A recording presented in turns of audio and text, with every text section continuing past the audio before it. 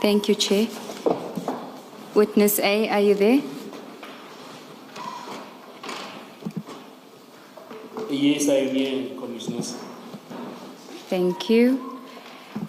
We ended at paragraph 84 on page 27 of your statement. Can we now deal with paragraph 85, where you speak about something that happened earlier on the day of the operation? Yes. This will be now the part where I said I was not present, but it was reported to the team that it had happened. That is where now we had our members that were monitoring the movements of the person that we're going to be arresting on that day, which is Tatiso Mlife. And then they reported to us that they had a confrontation with a one Johnny Mukhatle from the JMPD K9 unit, which is a Johannesburg Metro Police Department K9 unit. And then he approached one of our members who was also stationed near Mulife's house. And then Mukhatle later deposed the affidavit to the team when he was approached to ask as to what his role was there. Why was he there? Was he there on his personal capacity or it was an official capacity? And then because on face value from us it was taken as interference. We were doing a police operation, and then there he was showing up and confronting the members. And then I also did ask the suspect after we have arrested him, days after when we're now taking him to court, to say, why was John Mukhatle there? What was his role there? Then he told me that it was him who called him because he was feeling scared, thinking that he was going to be killed. So he wanted him to come assist him, or maybe by also checking on the vehicles that were surveying his house, because he says at that time he didn't know who those people were.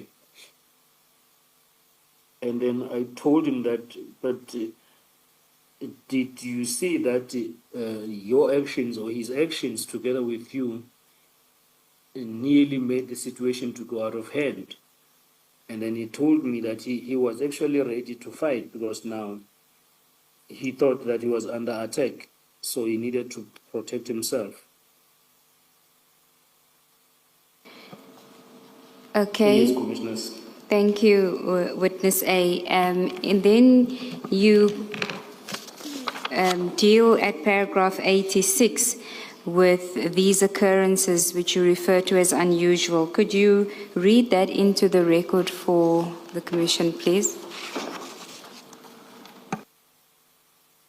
Sorry, Commissioners, I didn't get that there was a little bit of a glitch on our side. Oh, apologies. Paragraph 86 on page 27. If you could read that into the record. Oh, yes. Paragraph 86 on page 27 will read as follows. Once again, these occurrences were unusual. It is unheard of the sub-officials from different divisions and units would arrive at a private residence where a takedown of an operation is underway and attempt to interfere in that operation.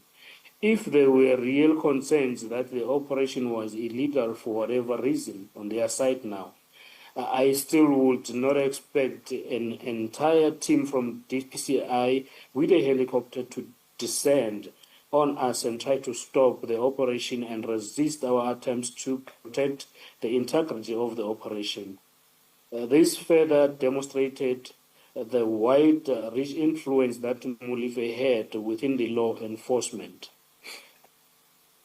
And just maybe to add on that, commissioners, there was a call that I got from a certain individual shortly after we've arrested Molefe, which then said to us, to me, that were I aware that the person that we've just arrested is the person of the generals. He put it in that way. The person that you've just arrested is the person of the generals. Then I told that person to say, I did not know that. And he said, yeah, that is what happened. Now it means now you are confronting the generals. But that person didn't tell me which general, to be specific. And did you establish who this person was? Yes, I did, because he's the person that I knew. He was calling me on the phone. He's registered on my call book, on my phone book. I did not get that. I say he's a person that I know. He called me on my phone. He's registered on my phone book, on my phone, the names that I have on the phone. But He's a contact, one of the contacts saved on your phone. that is correct. Thank you, Commissioner.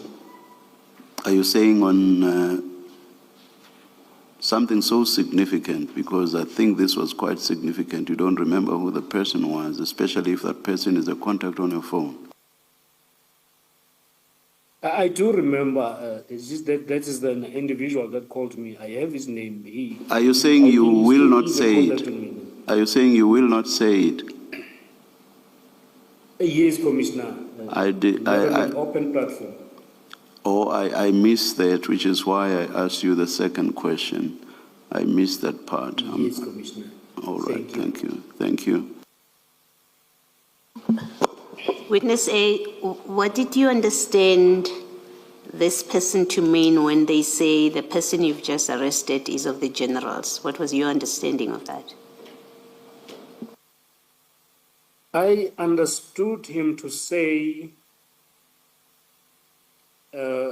now you will have a lot of resistance from the generals. But moreover, that it was taking me aback to what was happening with all the generals trying to get hold of us, or trying to establish the connection with the investigating team, to say we were actually encroaching in the people that they're taking care of, not knowing that we will actually arrest the very same person that they had connection with. Because at the time when we were invited to the places that we were invited to, we were only dealing with the three suspects that were arrested in the Mr. Swart murder. I don't think they appreciated that our investigation will lead to Mr. Molefe. Now, when the time came that we were arresting Molefe, now we were explicitly told that now you just have arrested the person of the generals. Are you aware of that? Are you able to tell us or not whether that person who's a contact on your phone is a member of the SAPS or not? He's not a member of the SAPS. He's just a general public. All right. Thank you. Person. Thank you. And why will you not mention the person's name publicly? I think for their safety, mostly because maybe can be targeted because he is a known person. So if I will mention him here, maybe can be victimized by the same generals even, or by the public at large. Thank you. Witness A. Thank you, Chair.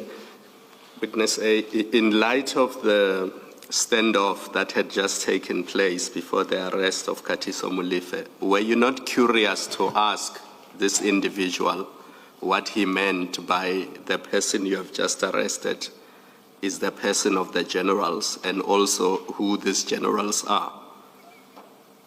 Were you not curious at all? Did you not ask him? I did ask what he meant by that, but he didn't want to give the names of the generals. But he told me that this person is connected to the names that I mentioned yesterday, which is the late Mswazi.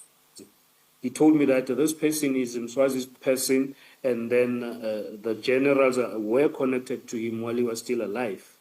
And then he really did not want to give me which general in particular he was referring to. But he was making it known to me to say, this person is connected to the generals. And I understood it to be like that.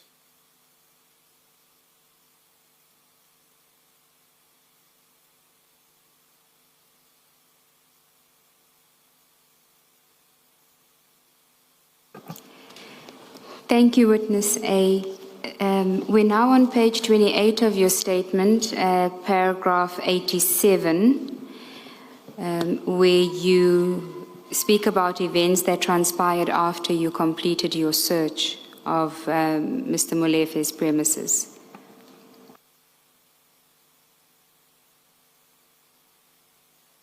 Yes, we then had to take Molefe to where he was going to be detained in a period between his arrest and the first appearance at court.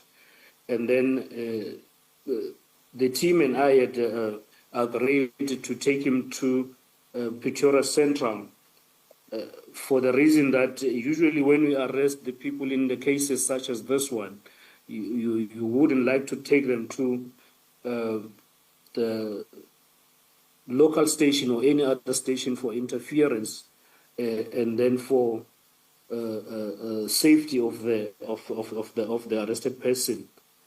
We usually used to take them to the bigger police stations. It will either be, depending where you are at the time, it will either be your Johannesburg Central Police Station, because it has caused the high-profile police cells where you will arrest the people that really need to be looked after in terms of their safety, or to the police stations like your Chimistings, those are big police stations around the province, and Pretoria Central Police Station. So the decision was made that it is better that we took him to Pretoria Police Station, Pretoria Central Police Station, for his detention. And then we made means to let his family know that this is where he's going to be detained over weekend, because he was arrested on Friday, if I remember correctly. And then I also told sorry, Commissioner. And what do you mean when you say for his safety? What was it exactly? For his. What was for it? His safety. Yes, go on, go on. Yes, for his safety, there is something that we thought something could happen to him at the time, but knowing that the case that we're dealing with, it was a sensitive case, we were getting protection ourselves, working on the case. It means now, even with the people that you are arresting, you also need to think to say that these people could be facing, some of them, some kind of danger, even if they do not disclose to you. But with these ones, especially this one in particular, he did tell us that he fears for his life. So you will have to make sure that as much as you are looked after for your protection, he is also kept safe wherever he is. That's what I mean by the safety of the arrested person, Commissioner. Thank you, Chair. And And so you took him to Pretoria Central Police Station, and then what happened? Yes, but I was just saying, just before we could take him there was a gentleman who was at the gate who always demanded entry, but we did not allow him. Then he reported himself to be his lawyer at the time. And then he gave his name to me as Tamiha Debe. And then I told him that day, I will take your client to Pretoria Central. I also gave him my number to say, if you needed anything, maybe from my side, you can contact me. But if you need to consult with your lawyer, you will have to contact the people that will be working at the cell, which we refer to as a cell commander at the time, because they will have their regulations or their rules from station to station to say, you can visit this time, you can bring food, you can bring clothes. Other stations will say, don't bring food, we provide food. Others say, don't bring clothes, something like that. It will not be up to me, but you will have to consult with the station at a particular time, or the relief commander of that station at the time you want to go there. But if it happens that you're experiencing problems, you can contact me on this number. Then I gave him my number and also the family, including the person who was arrested, not arrested, who was found with Mulife, the one that was, that I said his name was Lehasa, because we had to now uncuff him because we didn't want to arrest him. And then I gave him my number to say, if you need something for Mulife over the weekend, this is the number you're going to contact me on. And then we took him to Pretoria Central. Okay, and what happened when you got there? When we got to the Pretoria Central, then we detained him. We booked the exhibit in the exhibit office, which is the SA13 warehouse or store. And then I communicated with the cell commander at the time to say this is a high risk case. They need to look after this person. And I also made an OB entry so that when they change shift, they will know that there is this high-profile person that is arrested there. He is a high profile in a sense that the case is sensitive. And then I made it clear as to who needed to visit him without letting me know. But any other person that needed to visit, the team will have to be let know. They needed to be conducted.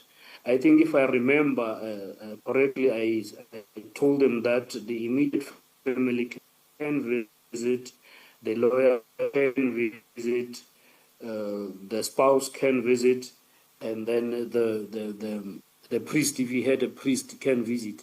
Other than that, the friends and the colleagues, if he works and all that, they might not visit without letting us know. If they want to visit, they will have to let us know.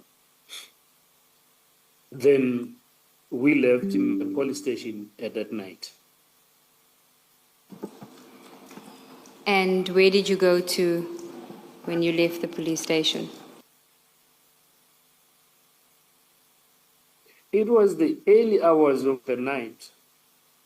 Because when I left him, I remember there was an operation that was going on that went to locate or trace Lucky Molefe somewhere. I couldn't join them because I think it was around 3 in the morning. I went to sleep, but I kept receiving calls from lawyers who said they want to meet with me in those early hours of the morning. Then I said, that is not proper. If it happens that you need to meet, let's try and sit the following day. But even then, I told them, I don't understand why would you want to meet me, because you've got a liberty to consult with or to visit your client at any time.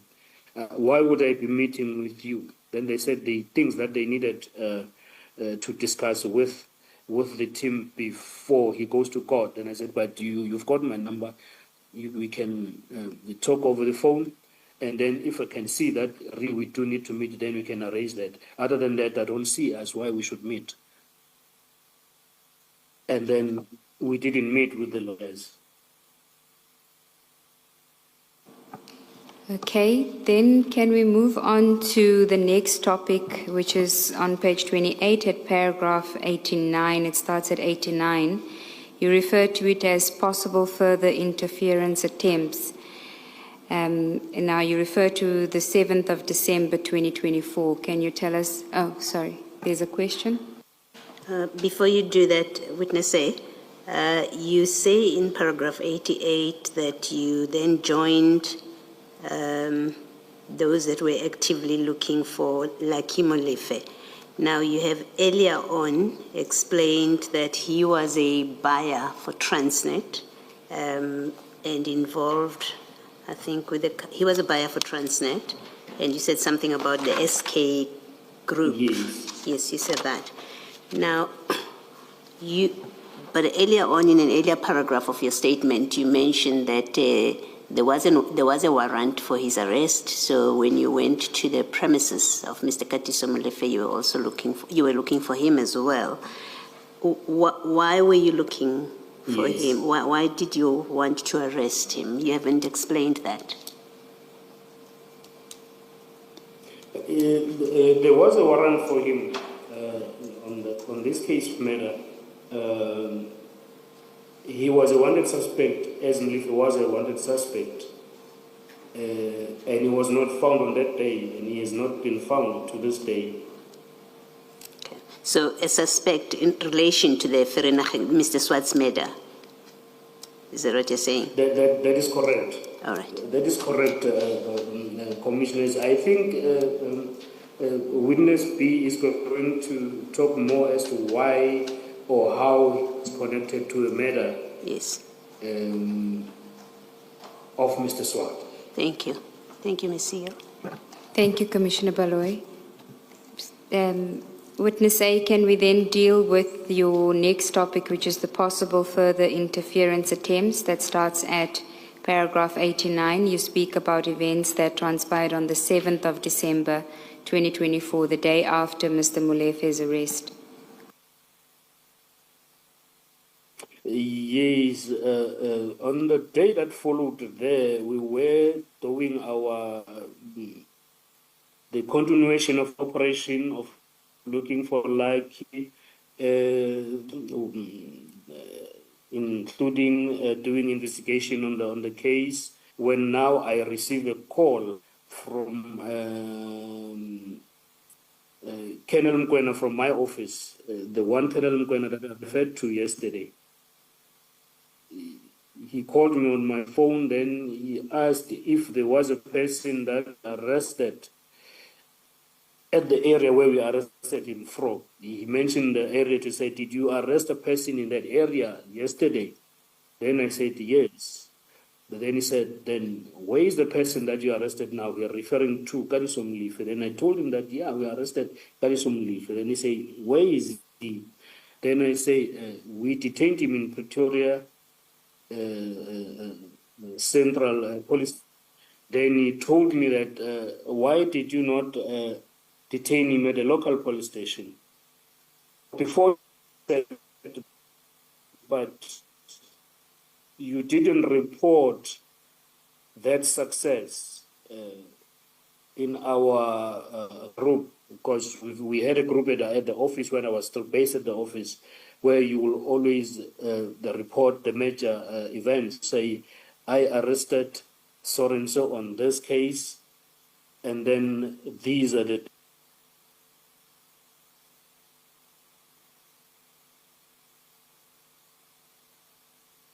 Witness A? set for. We lost I you. didn't see that on the group. Sorry, witness why A, did we you not lost you. arrest it as the success? Please take witness A back. Witness A, can you hear us? It's gone. Yes, I can hear you, commissioners, now. Okay, please take us back to, you mentioned that Colonel Mokoena had asked you why you hadn't reported the matter in the group as a success in the group. We lost you after that, so can you just repeat what you said? Yes, he wanted me to explain to him as to why he didn't see that success on the group as it would normally be. And then I said, I told him that he should be aware that on this case, even with the 3 that we arrested earlier on in the year, in April 17, they were not reported on the group. Now, I didn't understand why this one will then be reported. And then I also told him that he would be aware that Brigadier Khopane had given a directive that we should report either direct to her or to the general, who is now General Mbuso Khumalo, about this case, not to the open platform because of the sensitivity that it came with. And then he said, the problem now is General Sibia, who is now the Deputy National Commissioner, had just called him asking about where Mlife was arrested and why, detained rather, and why is he not detained in a local police station. And then I gave him the reason why he was not detained at a local station. Then he went on to say, but now, why did you not tell the family? And then I said, this is the family, and I gave them my number if they needed anything that had to do with the detention or any other challenge that they were faced with. Then he told me that what I did was not nice. General Sibia is not happy.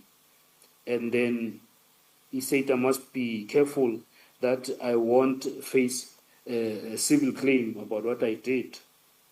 And I didn't understand what he was saying because we've been doing this for a long time since I've been a police. It is the team or a detective who decide where they arrest a person, where they detain a person rather. Witness A, the General Sibia you are referring to in paragraph 91 of your statement. Can you just explain who that is? General Sibia will be National Deputy Commissioner, who is also the head of detectives nationally. Thank you. Thank you, Commissioner. Witness A, did he say what General Sibia would not be or is not happy about? Did he say it, and what did you understand of it? He said he's not happy about that. We took the person away from the local police station where he would have been arrested. And then I didn't understand what was the concern there. And then he went on to say he's not happy that you didn't tell the family where you're taking their family member, because now they cannot visit him because they don't know where he is. And then I explained to Colonel to say, I did tell the family. And then I also got the instruction there and there to say, make a call to the family and tell them where you have detained the person, now meaning Katiso Mulive. Then I said, but I had done that already before I took him out of his house. I told Lehasa, and I told his sons, And then I was also phoned by the lawyers because I had also given the lawyer that was at the gate, and I was also phoned by the lawyers, who then means that they got my number, I will assume, from the family members. Them again, and I didn't call them. Did the Colonel Mukwena indicate to you or suggest, in fact, maybe let me use the word, did he in any way suggest or did you understand him to have spoken to General Sibia and conveying what he was saying to you on the basis of his discussion with General Sibia? Commissioner, will the question be, would I have understood him to have gotten back to the general to tell him what I said to him? No, sorry. No, let me apologize for not being clear. What I'm asking is, when he said to you, when Colonel Mukwena said to you, General Sibia will be unhappy or is unhappy that you have taken Mr. Molefe outside of the closest police station, the local police station, and that you did not tell his family.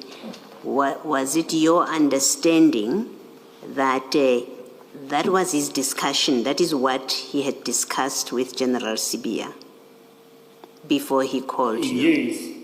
Yes, Commissioner, that was my understanding, but my understanding was further than that.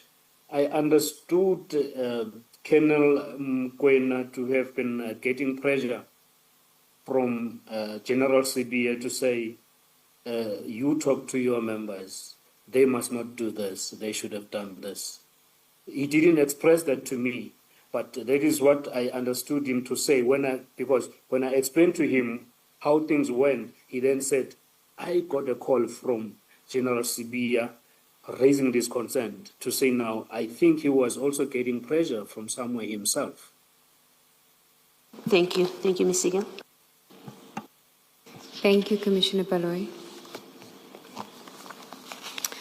I think you may have answered in your exchange with Commissioner Baloyi, but why do you refer to this as a possible interference? I refer this to possible interference because here is a person who have just told me soon after we've arrested Molefe to say, you've just arrested the general's person. Now I'm getting this call soon after, because we've just arrested him the previous night.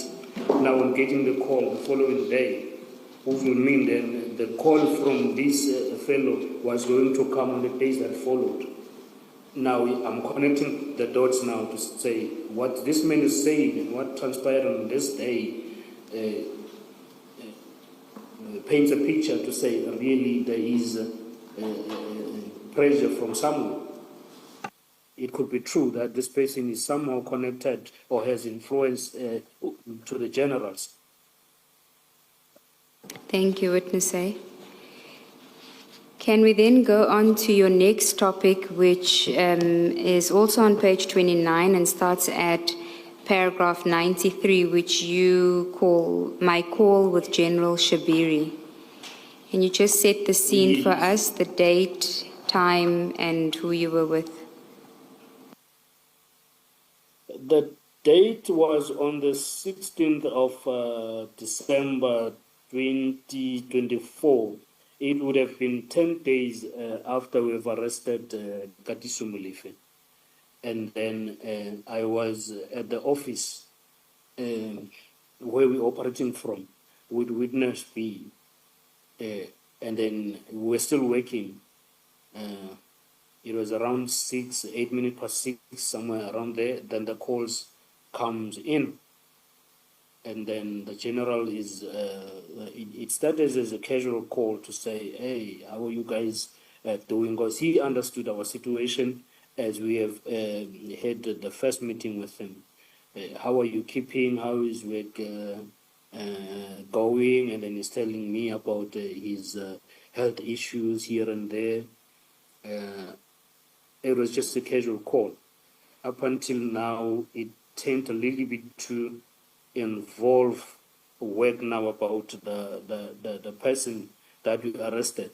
And then he wanted now to tell me who this person you arrested is, and then how he is connected to the, and then how the hierarchy stands, because he told me the names to say there is this guy who is connected to that person, and then this one is this one. So these people are dangerous. Those are his weight. These people are very dangerous.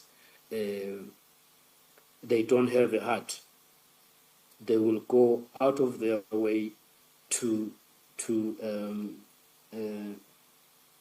have what they want to have. Okay, witness A, can we take it step by step? Can you start out with paragraph 93? You say that it was a casual discussion. What is it that was, what was he discussing as part of the casual part of the discussion?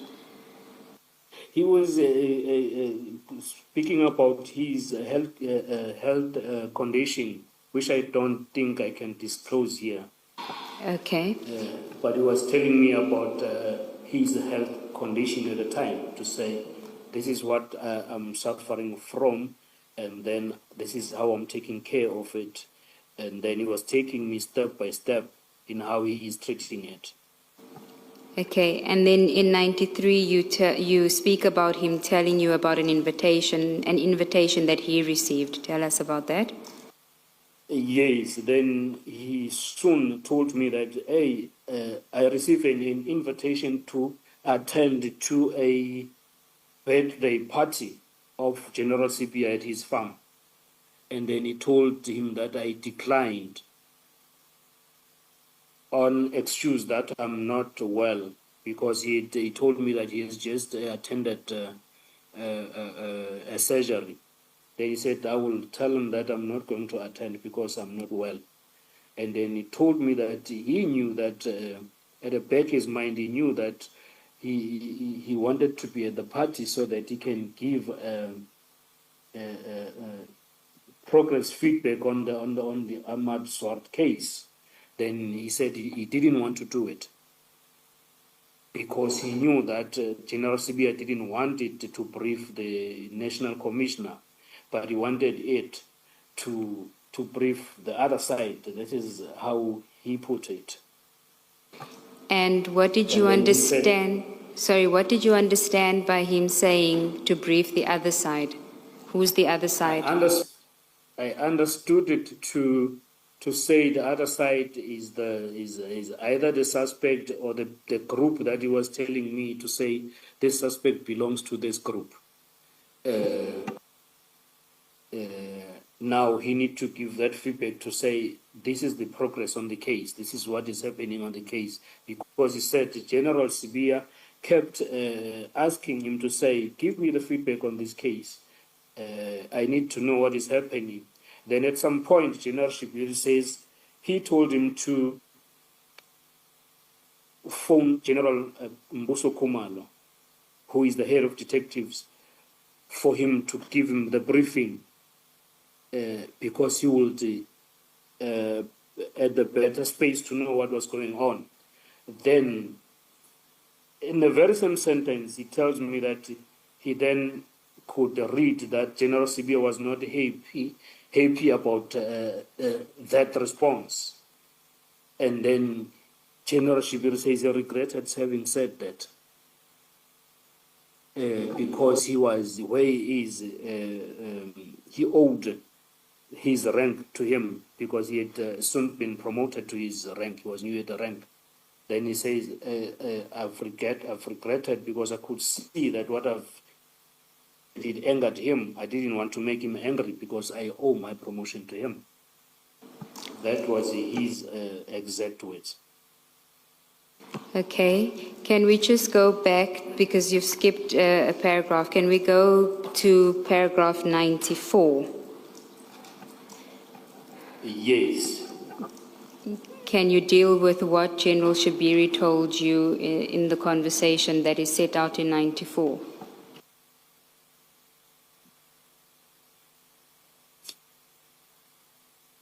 Paragraph 94 will have me mentioning names of individuals.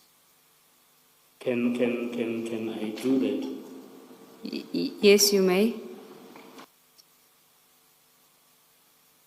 In paragraph 94, I think I was just omitting it with the concern of mentioning these people. He was now outlining. Can I just read it to a record, please? You may read it into the record. Just hold on. Yes. Witness A, just hold on a bit.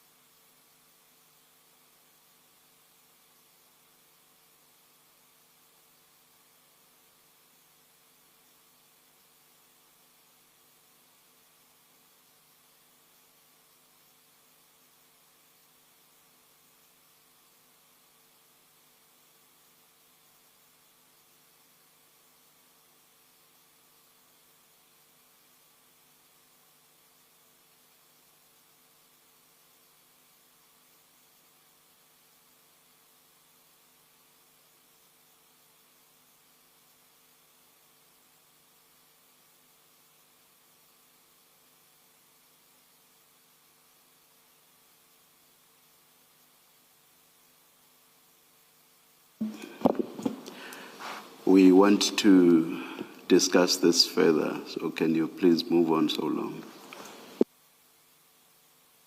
Thank you, Chair.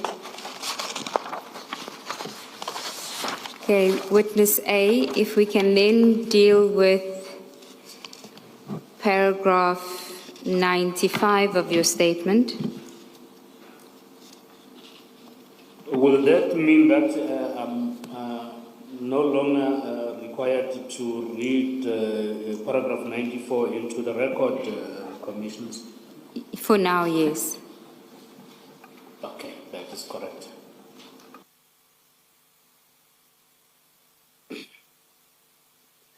You Then may. now, paragraph 95 deals of what the assessment of the call with General Shibiri was, what I understood it to be saying. And then it says, I think General Shibiri was telling me this to make me aware of the magnitude of the arrest that we had just made and the Swart matter case in its entirety, meaning the whole picture of things now. General Shibiri then went on to tell me about his own experience with cases that he was involved in. I felt that he was perhaps trying to distance himself from this case. In any event, General Shibiri then mentioned that he had received a call from General Sibia who wanted to be briefed. That is, I think, now it will deal with what I've already mentioned that side.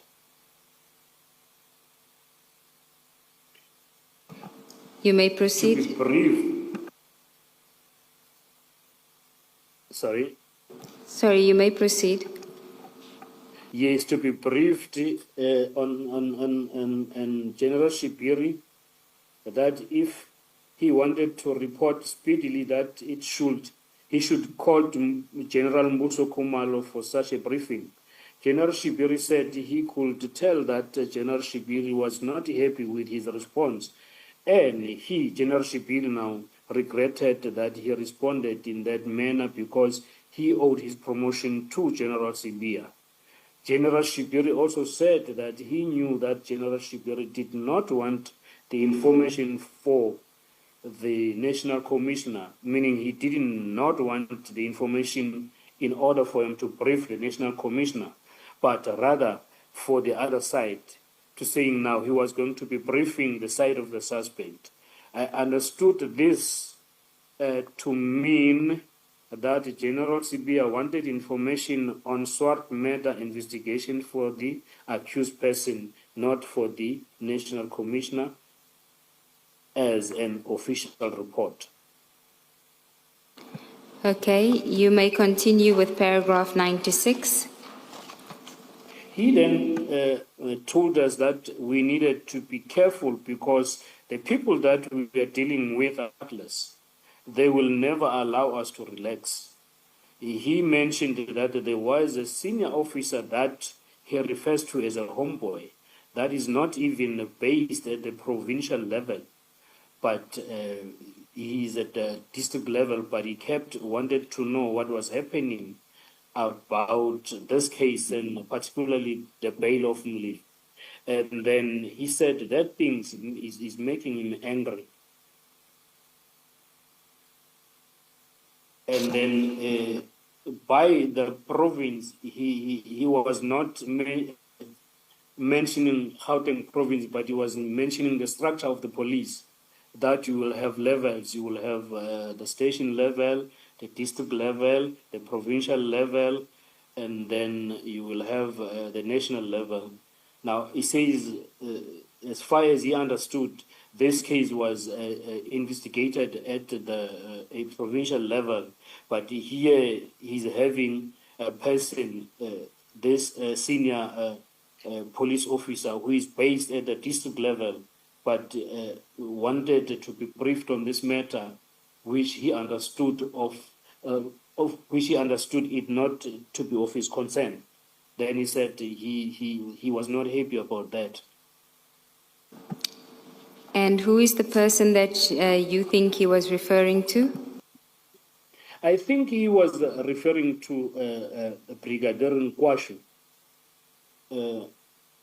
because it was him who was at the district level, and it was him who had shown interest in this case.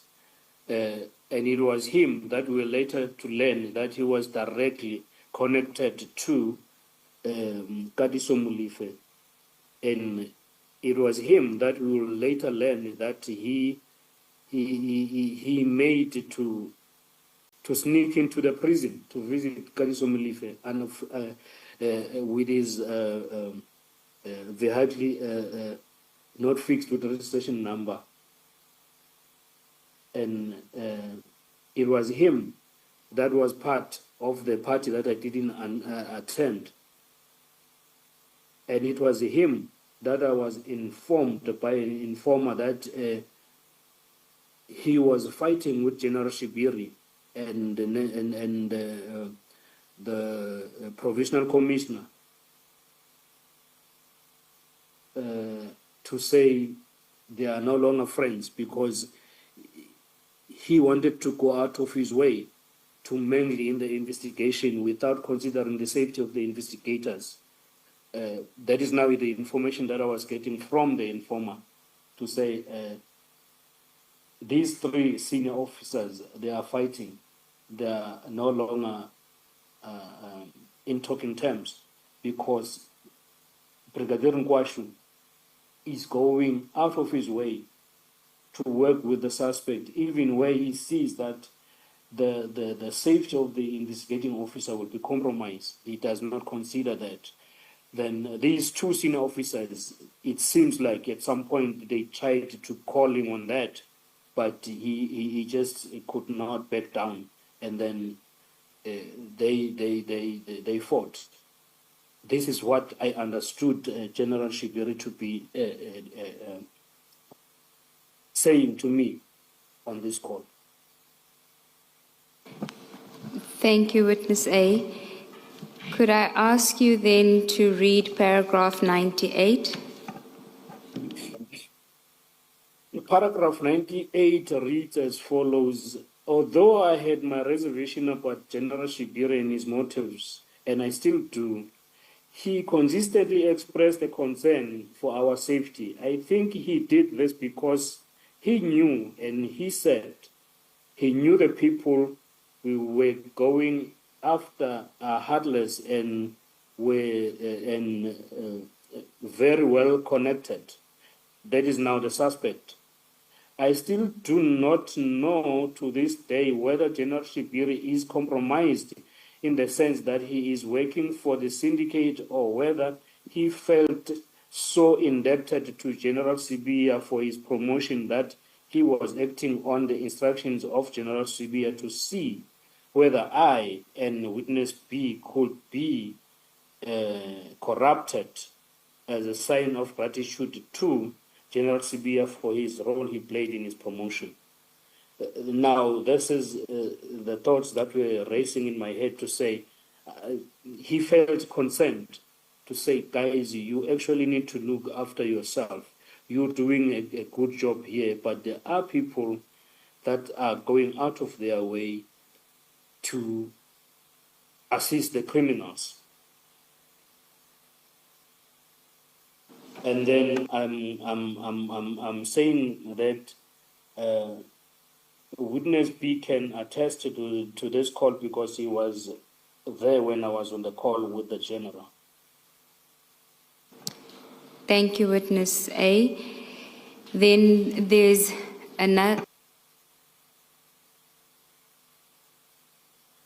another topic which is at page 31, it starts at paragraph 99, which deals with an inmate, which you don't want to mention the name for safety reasons, but can you tell us what transpired?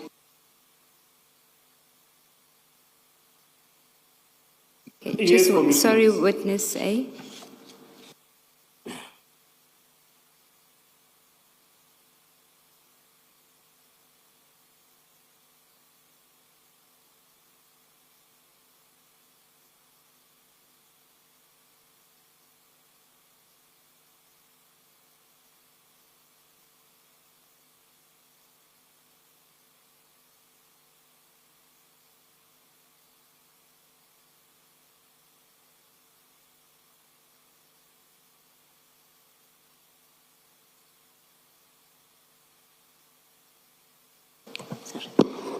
Witness A, yesterday you testify when you were testifying about your request for protection when the investigating team got concerned about your safety, and there was a discussion about why you did not ask General Shibiri to provide you with support, and I think this is after you couldn't find your immediate superior, Khopane. You remember that discussion, that conversation of your evidence? Yes, I remember it correctly, Commissioner. All right. Now, what you've just testified to, this telephone call from General Shibiri, in fact, rather, let me step back first and say, your explanation why you didn't call General Shibiri to get protection, you said, well, because he's in national and you are in province, so you had to go to your immediate superior and ended up seeking assistance elsewhere. You remember, is that a correct reflection of your testimony, summary rather, of your evidence yesterday? Yes. Now, in this telephone call with this telephone call from General Shibiri and the kind of discussion that happens there, is it regular that a general at national would call you to discuss in this way, that there was a discussion where he speaks about another general, in this case General Sibiya, and the kind of discussion, the case discussion, and to tell you about people being connected to other people, as you say. Is this regular, considering that this is a general at national, is not your direct superior? It is really not regular. But now the call came in two forms. It started as a casual call. We'll say now, I'm coming out to you in this fashion. I'm telling you the problems that I'm facing in my health. Sympathize with me. And then this will be just a normal call to say, this is how I'm feeling. And then he is now a person who understands the situation that I'm facing. Then he's also asking, how are you guys doing that side? And then the calls now turns. It involves the case now to say, we're talking about the case now, but when it started as just a friendly, casual call to say, how are you doing today? This is how I am doing today. Let's talk about that. And then it changes. So I would say I didn't see it wrong when he was telling me that he is sickly, he's not feeling well. There was nothing wrong about that. And then he's asking me how I'm feeling because he knew the situation that we are in, that we've reported to him when we started with the project. I also didn't feel anything odd about that. But now when he came to say, this is what is happening now, I'm getting this call, it was, to me, it sounded as a cry for help, to say, I'm tangled into this thing now, and then I am forced to do these things, and I don't want to do it because I know it is wrong. There's also this person that I refer to as a homeboy, and then here is he's now doing this, because he went on to say, other people, you cannot even trust them. They are your homeboys, but yet they do this to you. So to me, it felt to say, this is where I am now. How do I go about this?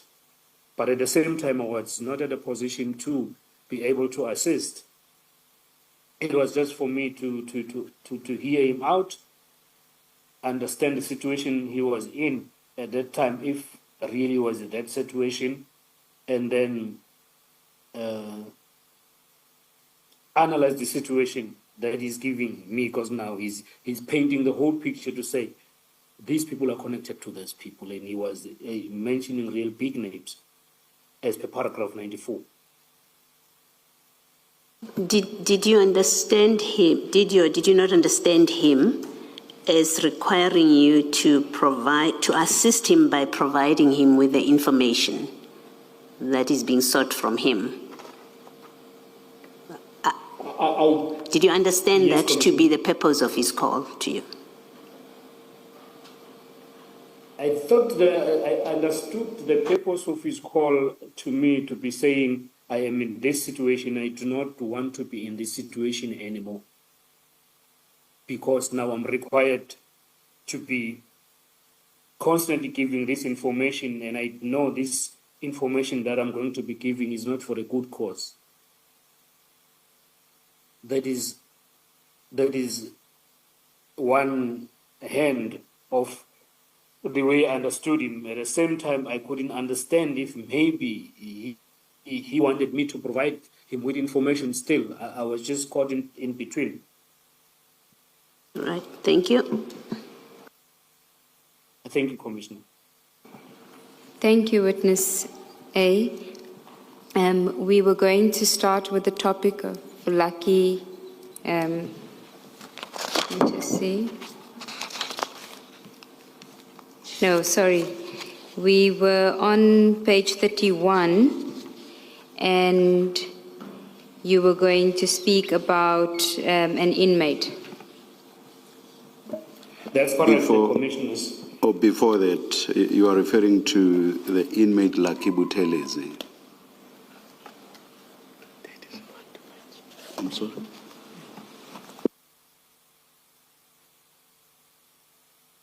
We're referring to an inmate, yes, Chair, to an inmate.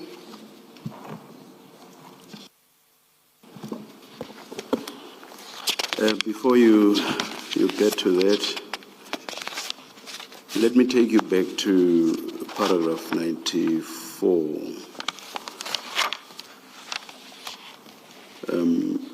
That's the one where you asked whether you should mention the names. Just read the paragraph into the record, please. Thank you, Commissioner. Now, this paragraph emanated from the call with the General. In this paragraph 94, it will go like this. During the call with General Shibiri, he told me that Molefe was part of a group of 5 individuals with interest in mining in the Northwest province, and that one of those guys belongs to a group of Abom Swazi, Nabom Tagati. That is him saying the names now. He also said another guy is a Zulu guy, is a tall guy, now describing him to me. He's known as Z, who stays in Santin, who I understood to him to be Z Numano. He said Z is a close friend of Julius Malema, who is a politician, who then tends to be close to General Sibia. So he was connecting the person that we arrested to Z, and then Z to Julius Malema, and then Julius Malema, who is friend to General Sibia, the Deputy National Commissioner. Now he's painting a picture to me that I do not know, to now be aware that this is how the chain goes. Thank you, Witness A.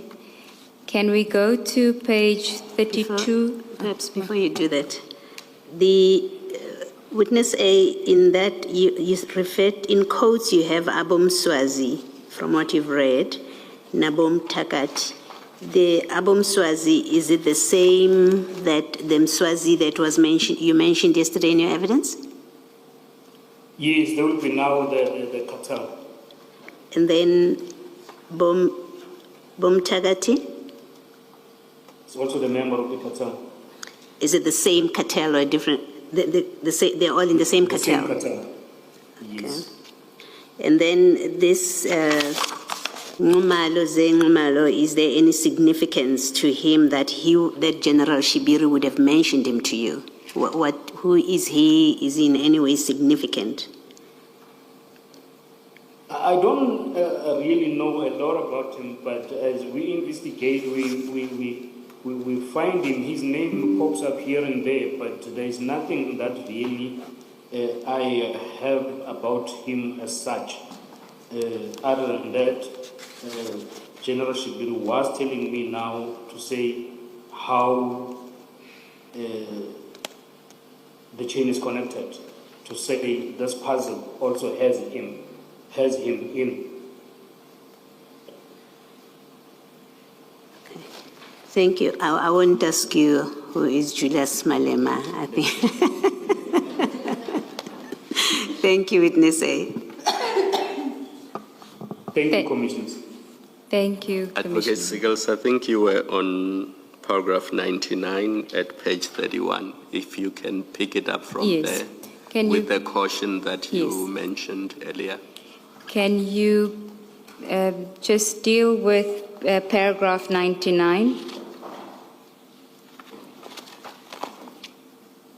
Paragraph 99 will be the paragraph when we were doing our investigation, having arrested Katiso Molefe. Now we're getting calls from all different directions. And the one significant call that we received, it came to witness B. I think she will expand more on it, to say there is an inmate where Tau had been incarcerated before he was moved to a different prison, and when he was incarcerated as well, that said he needed to desperately meet with the investigating team. He had information to give to the team. Can you, I know you say that witness B is going to deal with that, but can you say briefly what it is that he discussed during the consultations? Yes, when we visited him for the first time, he told us that he had access to Michael Puleta when he was in prison. And then as soon as Katiso Mlife was arrested, he also had access to him. Actually, he said, on the day when we arrested him, on that, because he was detained the early hours of the Saturday, the following day from the day when we were doing operation, he said he got a call from Pule, Michael Pule, who called from a different prison, calling him to say Katiso is arrested, possibly will be brought there. And then he said, when Katiso came to this prison now, he welcomed him in. And then that is when now he got information. But he said he actually wanted to meet us even before Katiso was admitted in that prison, because he had information that was very sensitive that was given to him, or that was made available to him by Katiso Molefe, to say that there was a plan to kill the investigating team, which will be witness B and myself. Then he gave the fine details as to how that operation was going to be conducted and who was going to fund it. It was actually Molefe, Katiso Molefe, who was going to fund it, and he also gave the figures as how much was going to be paid for who. And then I think that will be dealt in detail by witness B.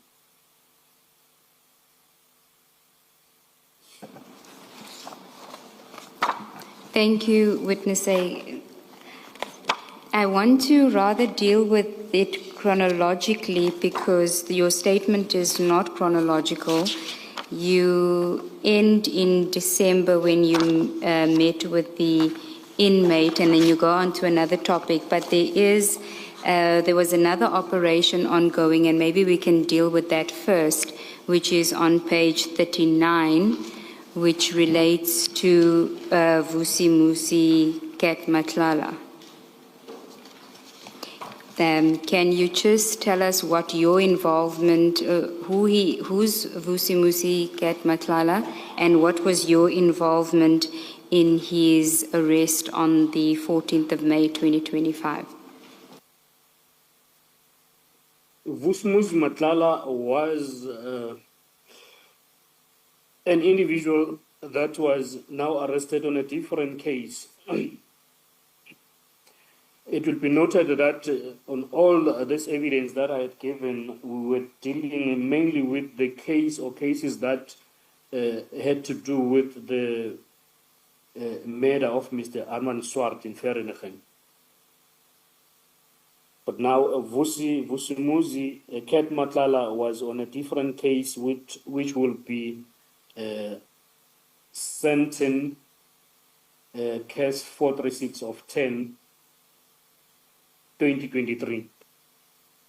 The case is an attempted murder case, and then it involves two of the people, of the suspect that were arrested previously in Vereeniging matter. Who are they? it will be Musa Kekane and Floyd Diego Deni Mabusela.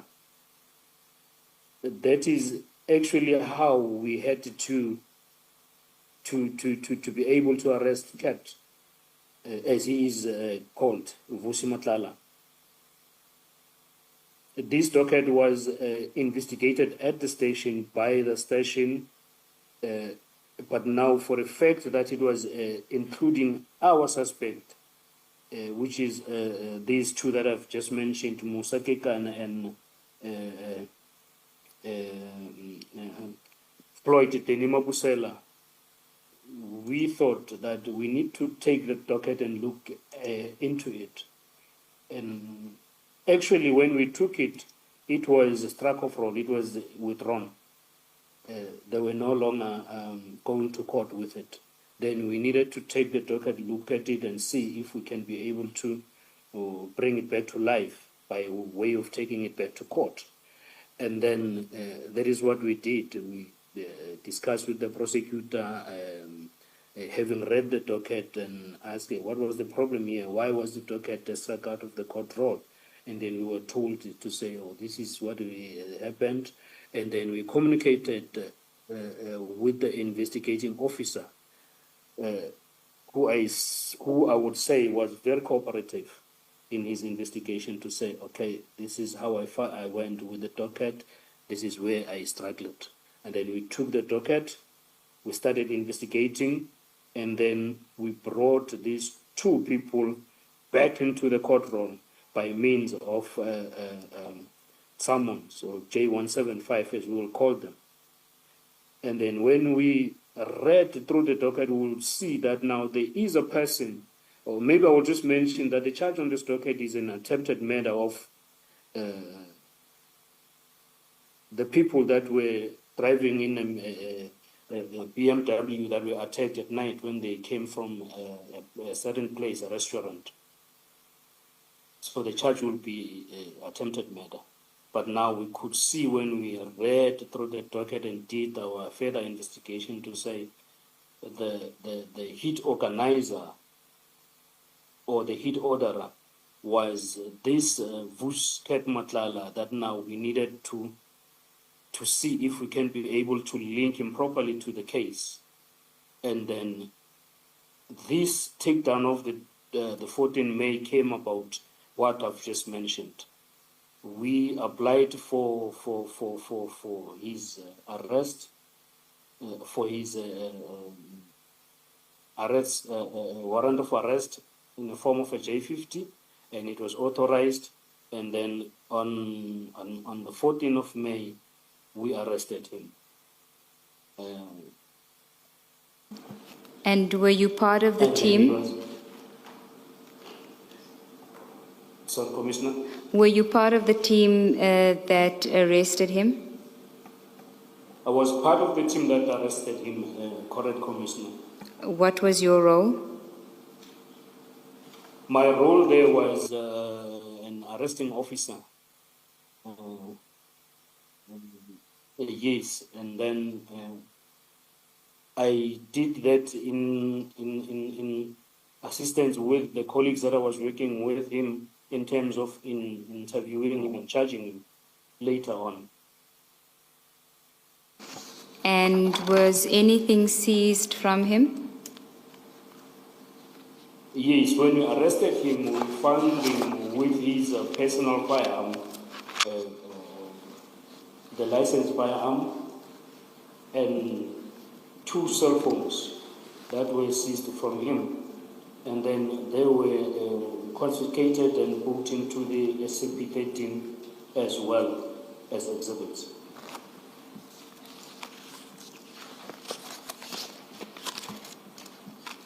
Okay.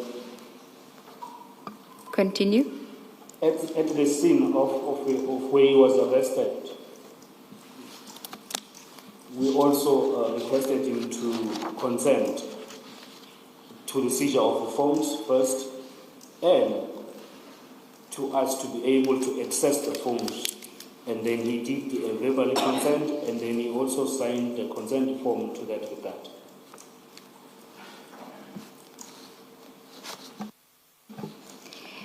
And then, witness A, you earlier in your testimony said that you would also deal with links related to the murders of Opa John Sefoka and Walter Mokwena and Sandile Mjeza, insofar as it relates to Mr. Molefe. You don't deal with it in your statement. Are you able to deal with it at this stage? I think maybe most part of that will be dealt with mostly by witness B. But what I can say about that is that we also effected an arrest in terms of the case whereby Tatiso Molefe, Michael Puletau, Museke Kane,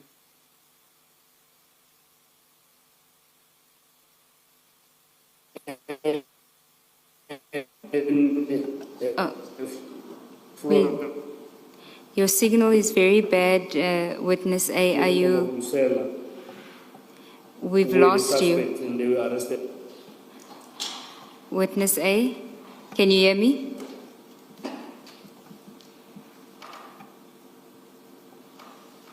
Yes, yes. Can you just repeat what you said about the suspects? You said Katiso Molefe. Continue.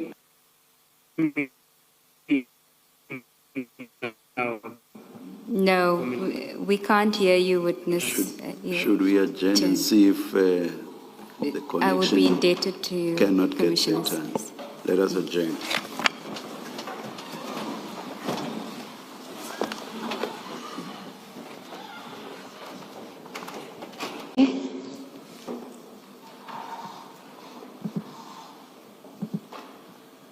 Yes, Commissioners, I am here. Thank you.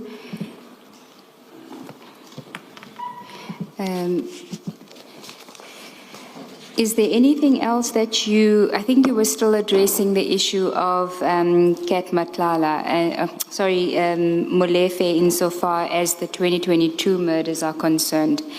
And we lost you, so I can't even tell you. And I know you were talking about the suspects and in relation what the murders related to or the charges related to, but could you just repeat that part about the charges and then continue from there, please? Oh, yes, I was saying the brief that I can say is that they were also charged on the Santin case. It will be Santin case 398. But I said then witness B will elaborate more further on it. That is now the charge where a murder case where they were linked. All four of them. They are in Vereeniging Swart murder case, and then they are appearing on this one. As I said, and then may I please not deal with a lot of details because I do not have them before me. That's fine. Can I just understand when you say with this one, what is Santa 98?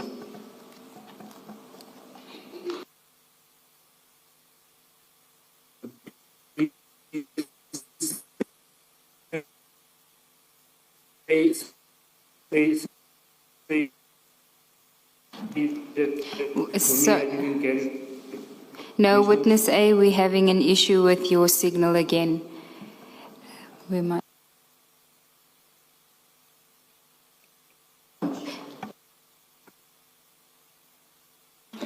Let's take an adjournment and come back at 1:45. Thank Let's you, Chair. adjourn.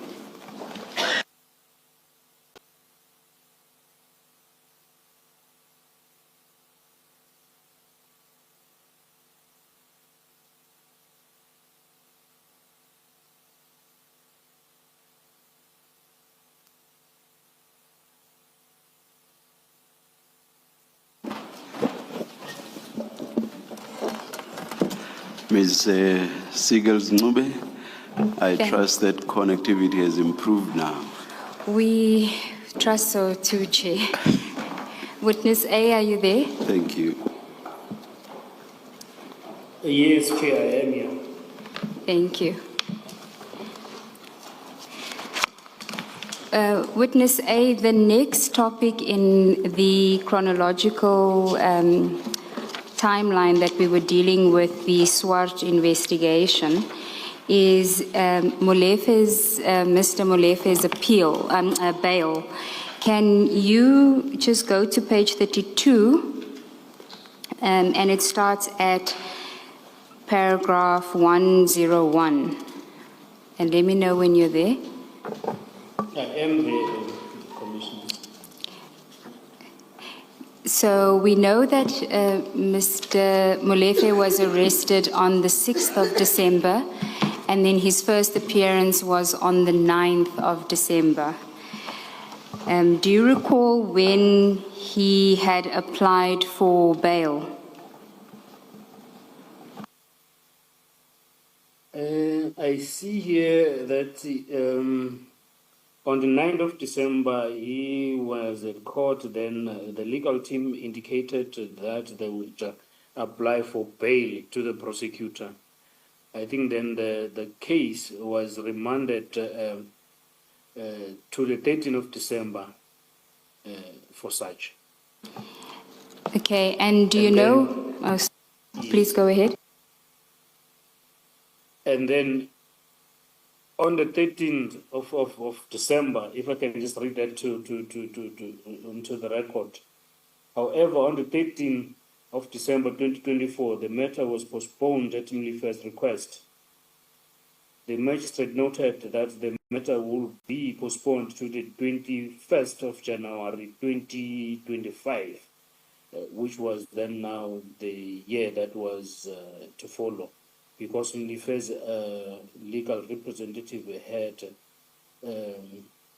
to validate and verify information because Molefe must show exceptional circumstances that exist for him to be granted bail as he was charged on a Schedule 6 offense. And can I just understand what is the Schedule 6 offense that he was charged with? I know there's murder, but is there an aggravating circumstance attached to that murder for it to be Schedule 6? He was charged with murder that was of aggravating circumstances and what will be also termed as premeditated, in a sense that it was a pre-planned murder where extreme force was also used in terms of going back to the crime scene, what it was described of Mr. Ahmad Swart. Okay, you can continue to So- complete that sentence. Oh, please continue. So, in as such, we were advised by the prosecutor that was doing the case.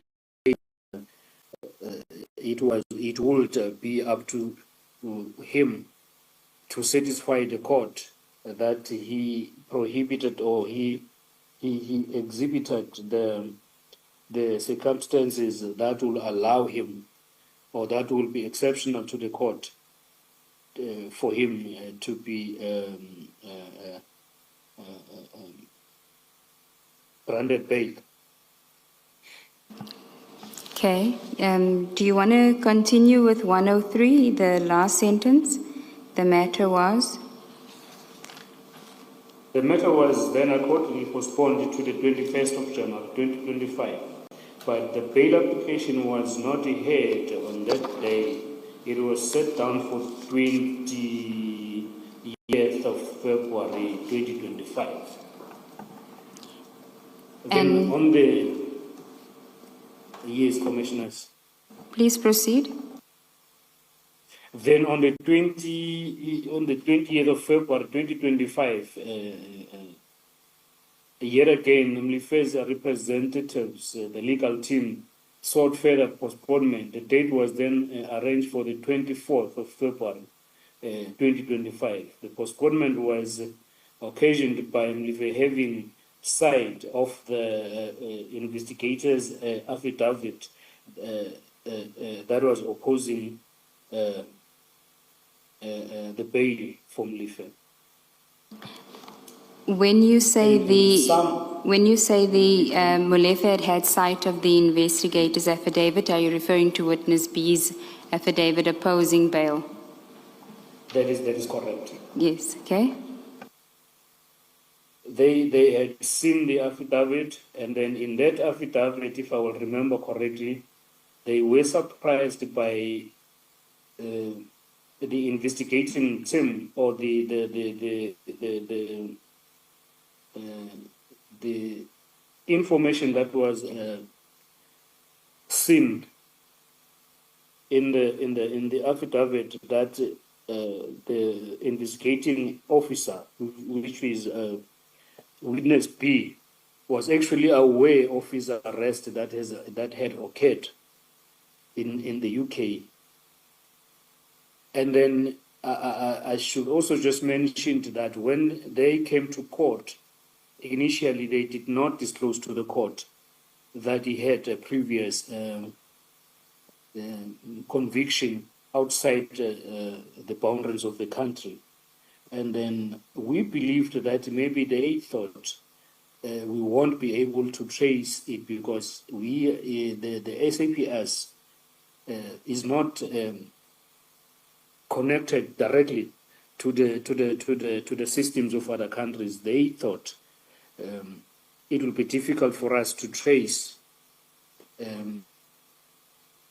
his previous conviction unless it was them who disclosed it to us, which is what they did not. Because sometimes it is the questions that you ask from the witness to say, do you have this? What is your condition in terms of him applying bail? And then there will be where the onus will be upon him to disclose either to the court directly or through the investigating officer to say, I also need to disclose this to you that I was arrested for this, or I have a pending case that is going on at a certain court that you are not aware of. I just need you to know that there is this. In this instance, he did not do that. But we had our ways to investigate that using the agencies that are able to communicate with other law agencies that are outside the country that provided with information that was very accurate, which we then brought it to the attention of the court. And what was that conviction in relation to? This conviction was in relation with the fact that he was found in possession of a dacha, which is cannabis, and then he was arrested in the UK laws that prohibited the dealing in cannabis.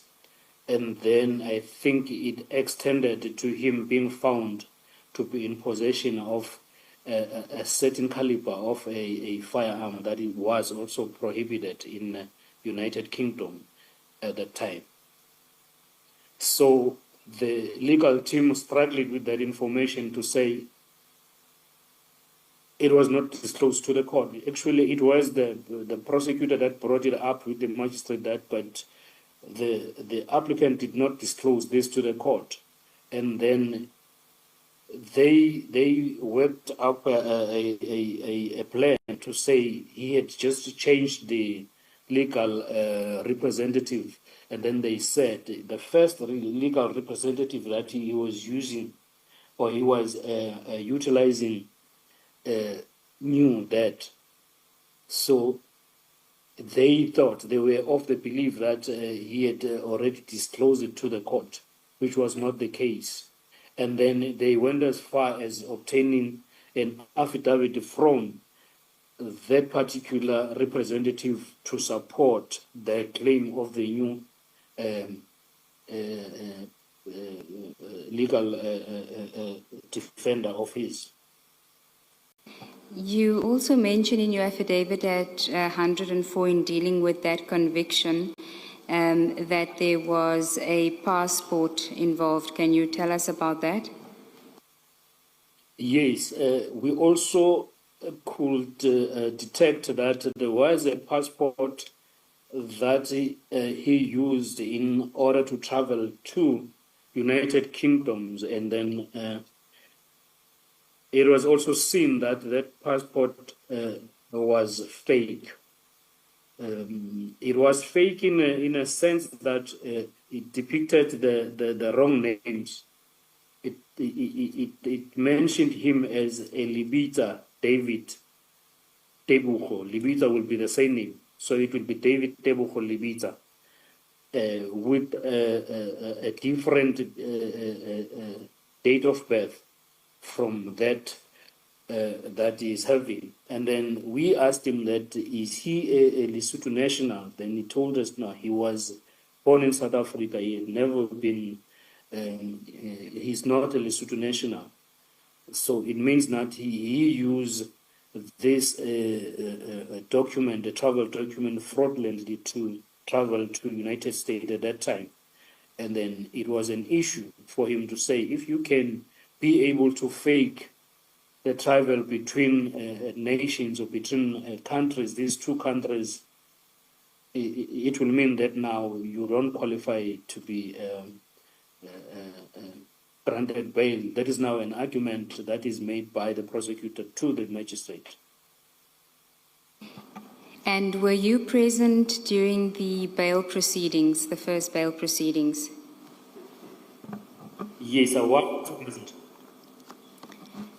And in paragraph 105, can you perhaps just read that into the record? Yes, Commissioners. Paragraph 105 will read as follows. On the 24th of February 2025, 2025, my apology. I'm seeing there it says 5 and 24 March 2025. The bail application was finally heard before Magistrate Morton in Vereeniging. On the 2nd of April 2025, the magistrate dismissed Molife's bail application. The bail proceedings before Magistrate Martin in the Vereeniging Court and Magistrate's bail verdict are contained in the exhibit bundle that is accompanying my statement. Thank you, Witness A. Commissioners, just for the record, the transcript of the first bail proceedings is in Exhibit CJC.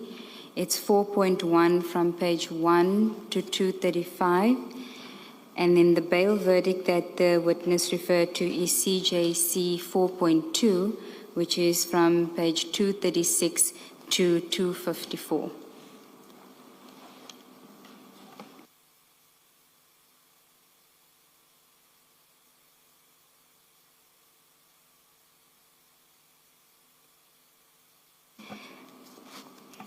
Witness A, your next topic deals with the Molefe bail appeal. Can you just tell us in terms of paragraph 106, we're starting at paragraph 106. Firstly, were you involved at all in the bail appeal, and what was your involvement? Yes, maybe with the permission of the commissioner, could I just mention to the attitude of the arrested person now, the applicant, on the 105 in the paragraph. Yes. On the day when his bail was denied by the court,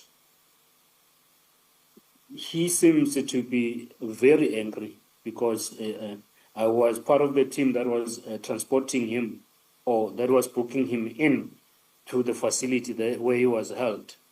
He told me personally that he is not happy with the system because when he slept the previous night, he was assured that he's going to get bail. And then he went on to say he also knows that there were people who went and met with the magistrate that was going to conduct his bail judgment at 3 a.m. of the day, which is why the bail judgment was then tainted against him. And then I said, but now how do you know all that? Then he said, all this will be dealt with during his trial. But he was very aggrieved about that. And then he went on to make other claims to say he knows that we're being funded from outside the police by people who are funding this operation against him. But those were the claims that he will occasionally make to say, I know that you guys are being funded by people to work on me because of that they are my enemies in whatever business that they are doing. This cannot be the police operation. So on that day, he was actually a very angry person. And then I assured him to say, as far as I will understand things on the side that I was standing, is that we are working on a normal police operation. And then it kind of extended to say even his arrest, the murder, the investigation into the murder of Swart is a planned thing to take him down. Then I told him to say, on our side, if it was not for him, or if it was not for the Tao and the other two guys having gone to execute that murder, or having gone to shoot and kill that murder, we wouldn't have met. I wouldn't have known that he existed. So there is no way that I could be personal with him, or there is no way that the team could be personal with him. So the only thing that made us to know him or to be connected to him is that now there was a case that we went and took over and worked, and then that case led us to him. Then he said even that it was a plan by the certain generals that are working against him. Then I told him that what he needs to understand is that when we started on this investigation of arresting the Taus and them, there wasn't even a case that was existing on the system. The case was not even registered.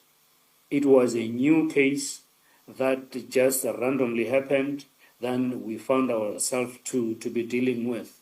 It's not like it was a case to say, please come work on this case, this will be your suspect, you will have to arrest him and work on him like this. So everything happened naturally and randomly. But he didn't understand all that, but that was his conspiracies. Thank you, Chess. Thank you, Witness A. Can you then proceed with the bail appeal? I had asked you what was your involvement in the bail appeal process, if any? Actually, there was nothing that I had in the bail appeal process as my involvement, because we had already done our investigation previously in his bail that was not granted.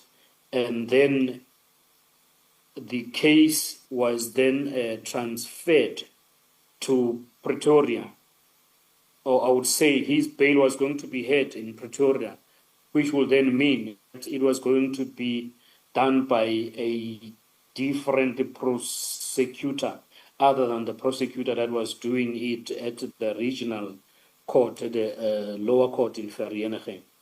It means now Witness B and myself, we had a duty to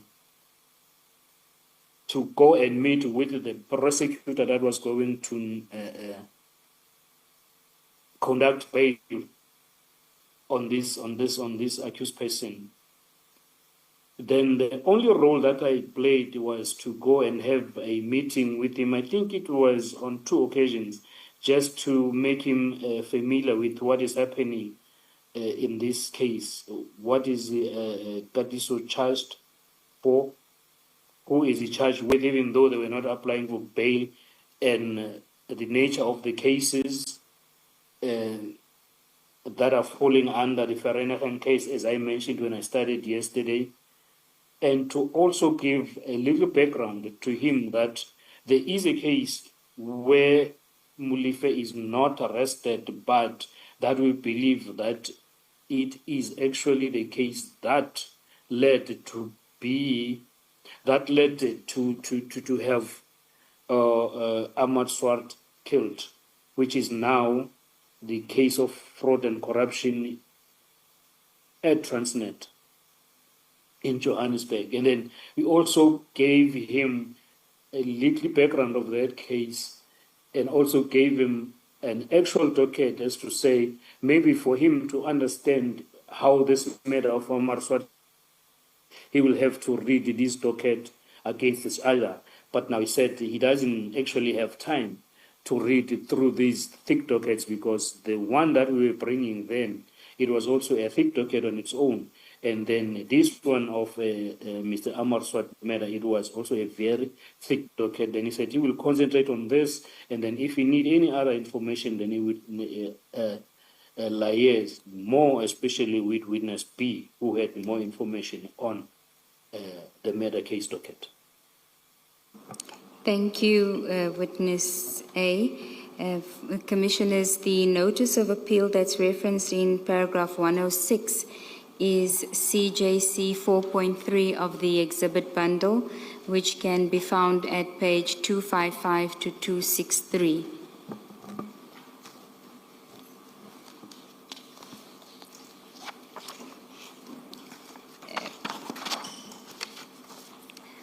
Witness A, you are now on page 34 of your statement at 108, where you deal with the bail appeal hearing. Can you take us through that, please? Yes, this day now was the day which was given to us by the prosecutor that was dealing with the appeal. Then he told us that the appeal will be held in Pretoria High Court. Then he gave us the courtroom number, and then he asked if we would like to attend the court. Then we did. But maybe I just should mention that prior to this bail, we had already received information from informers and sources to say Katiso Molefe will get bail. They went as far as giving the figures as to how much he's going to pay for his way. But now that information will be dealt with more by witness B.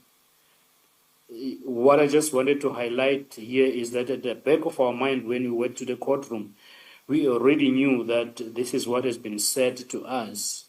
And then we didn't know if it was going to transpire the way they said it or not. We also raised it with our commanders to say, this is the information that we received as a team, to say this man is going to get bail. And then this is how much he paid for his bail. But not paying now bail money. I'm saying paying the process of him to be giving bail against all odds, which then was talking to corruption from the system. We didn't understand exactly if this system was going to be in the judiciary, like the justice system, or the NPA, because we're now dealing with the NPA. We just started trying to establish a relationship with the new NPA personnel, the prosecutor. We didn't understand him that much. Is it him who is going to receive this? Or is it going to be the judge? We didn't even know the judge. But now we were told that this is what is going to happen, and then this is the figure that is going to be paid for him to get bail. Not the figure to say this is how much that you need to pay for you to get bail, but this is what you will have to pay for you to get to be admitted to bail, if I'm making it clear to the Commissioner. I'm sorry. I know you're still going to come to it, but was the figure eventually, or at which bail was eventually fixed, the figure that you had been told by this person? Yes, the figure that this is what I'm trying to elaborate on, Chair. The figure that I'm talking about here, it's not the figure that is going to be fixed to say he's going to be granted bail at an amount of maybe 1,000 rand. No, but it is the figure to say you pay me this much so that I can give you bail at a region of 100,000 rand, for an example. So this is the figure that was given to us to say he is going to pay 2.5 million for him to be granted bail.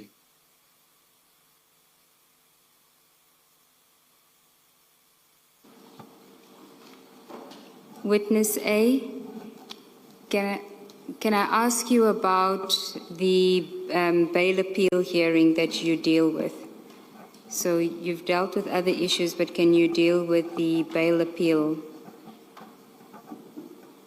Yes, the bail appeal, as I say, we attended to it with witness B. As much as I would not be an expert in law, but with the experience as a detective, I have attended a lot of bail applications. And then you could hear halfway through the bail hearing to hear that is it going to be in favor of the accused person, or it is going to be in favor of the police. Then on this one, it was like it was pre-concluded before it started that he's going to get bail on that particular day. And then this was now the conduct of the presiding officer that was conducting bail, or was presiding on the proceedings of the day. Witness A, Now, please proceed. yes. Now on this, maybe it will be it's just my feeling or my understanding of the things as they were turning out, that, or they were playing themselves out, or maybe it was because of the information that we already had received on the days leading up to this bail appeal. But when we sat there, we also even called the office, our commanders, and said and asked to be excused, because we couldn't bear listening to what was going on in the bail hearing. It was traumatizing. It was a bad experience. But now we were told to say, if you leave that room, who is going to give feedback to us to say this was the mood on the room? The commanders said, we know that we will get the bail judgment as in the form of a written bail judgment, but we wouldn't be able to know what was the mood and what was the attitude of the court officers, if I might call them that, during the proceedings. And then we were requested to sit through the bail hearing, which we did. Witness A, what were your observations that made you upset? My observation, in one of my few observations that I took note of was that the judge was not really willing to listen to the submissions of the prosecutor, but he was interested to listen more to the submissions of the defense, in as far as even assisting the defense where they were making the submissions to make an extension of the submissions. What are you referring to, Witness A? We do have the transcript of the proceedings for the benefit of the commissioners. That is CJC 4.5, and it is from 290 to 353.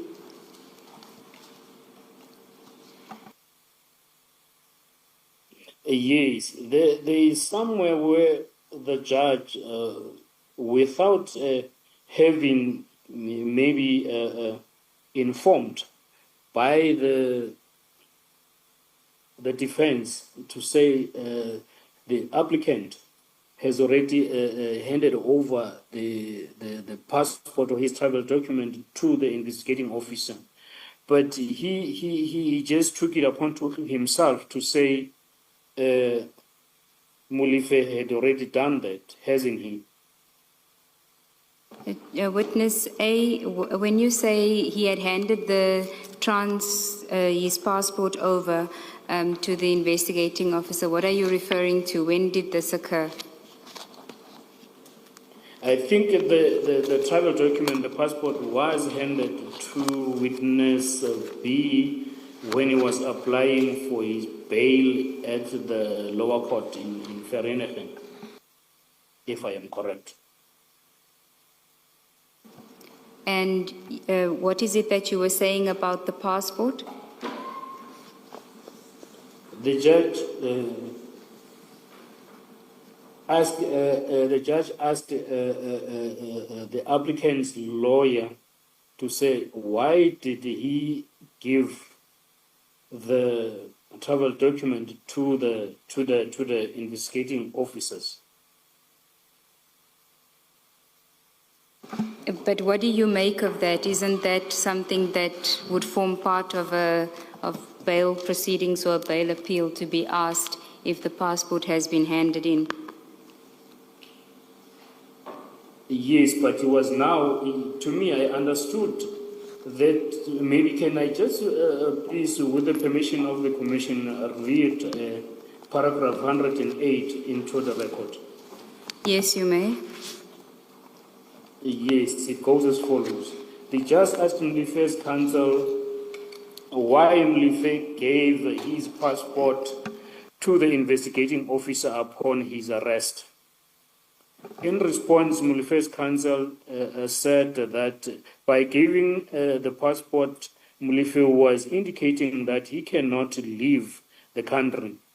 The judge, in response, asked Mlife's counsel if she is saying by this that Mlife is playing open cards.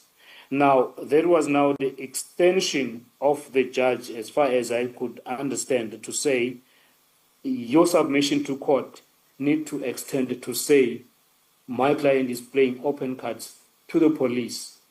But this is not what the defense was saying. It was the assistance from the judge to say, do you mean or are you telling this court that your client was exhibiting that he's playing open cards to the investigating officer that I am not going to leave? Okay, you may continue, Witness A. Oh, And yes. however, this was an exchange initiated by the judge, not the counsel, as I have just mentioned. What the judge did not take into account is that Molefe is known to travel with a false travel document. It should not matter that this was done 20 years ago, especially since he is now facing a very serious charge of murder. he actually, if I remember correctly, turned his attention to the prosecutor and say, the fact that this applicant used a fake or wrong travel document to travel to a foreign country, what value can I make of it in this application? Now, to me, that was I understood not to be proper. Why do you And say then that? towards- Oh, sorry, continue, witness A. Then I'm reading now 108.2 to the record. Towards the Maybe- end of the submissions, the Witness judge A? asked Sorry, Molife's witness A. counsel. Witness Witness A, there's a before you do that, I think Ms. Sigals-Ncube, for completeness, it might be that you have to refer the witness, or the witness should refer us to where this exchange happens in the transcript, because for someone who doesn't see that transcript, what is written in 108.1 can easily be understood as this is information the appeal judge had from an unknown source, and then he raises it. So I think we do need the context. Was this in the papers, in the bail application, this issue about the passport having been handed in, and maybe try and do that as much as possible with the rest of the complaints with reference to the transcript. I will do that, Commissioner Baloy. Insofar as, should I start with what was on 10? Yes, I think so. That exchange happens at page 329. This is Annexure It's CJC 4.5. CJC 4.5. You say page? 329.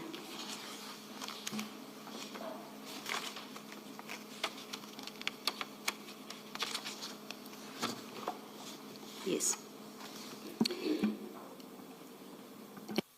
I just want to confirm with the witness that he's referring to the incident about the 20-year lapse in Mr. Molefe having used false documents. Is that the one you're referring to, witness A?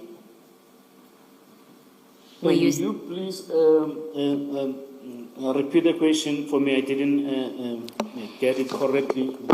You were saying that the judge asked how much weight should he attach, or what value, you used the word value, he should attach to the fact that Mr. Molefe had been found with a false passport 20 years ago. Yes, and then I'm asking now, what is the question? No, I was asking if that is what you were referring to earlier, that exchange, Oh, yes. just so that we can find it in the transcript. Oh, yes, correct. Sorry that I was not understanding the question. No, That is that's fine. correct. Then that exchange is at page 329. And it starts with the court at line 18.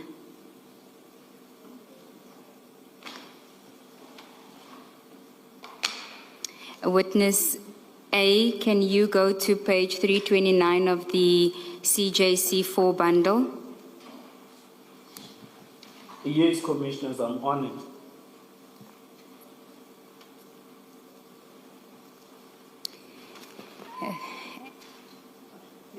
Let me ask my question of the witness. Witness A, in that 108.1, where you say the judge asked Molefe's counsel why Molefe gave his passport to the investigating officer upon arrest. My question is, was there evidence in the record, in the appeal court, that Mr. Molefe gave his passport to the investigating officer? Was there such evidence?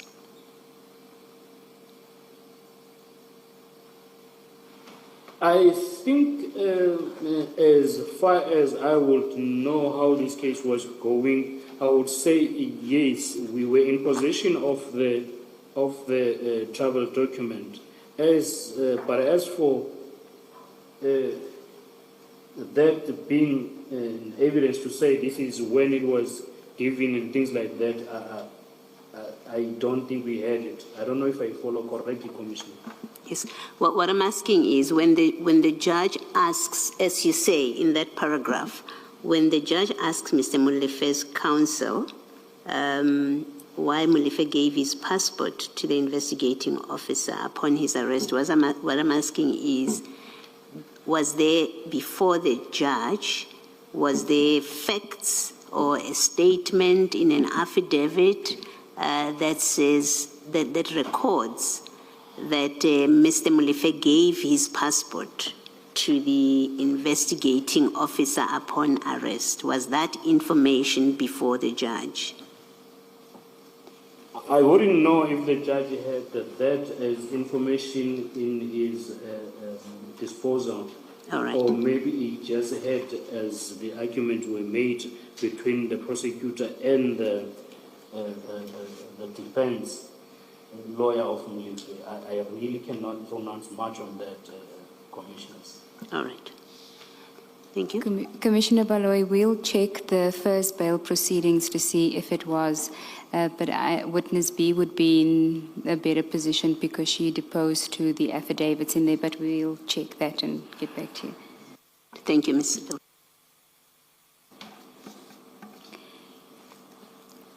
Witness A, you then, I think you've dealt with 108.1 and you were then getting to 108.2. Do you want to read that as well, or do you want to explain what you meant by 108.2?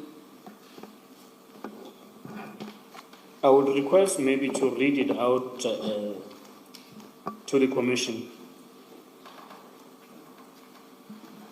Then it goes as follows. It says, towards the end of the submission, the judge asked Mulife's counsel what she wanted the judge to do in light of her submissions. Mulife's counsel indicated that she would like the bail to be set at 50,000 rands, 200,000 rand. She then proposed that the judge may make an additional order, since the state already has Mulife's passport, that he may not go out, he may not go within 3 kilometers of an airport, or a point of entry will be an airport, or exit the country. She even goes as far as to say or to propose that Mulife may even be ordered to stay in Gauteng or at his house, or be put in the on house arrest. Then on 108.2.1. the judge said, but Mulife stays in Gauteng and has a project in the Free State and also a child in KZN. Then Mulife's counsel indicated to the judge that the child should not be an issue because the child can travel to Mulife. Then the judge also made a follow-up point to say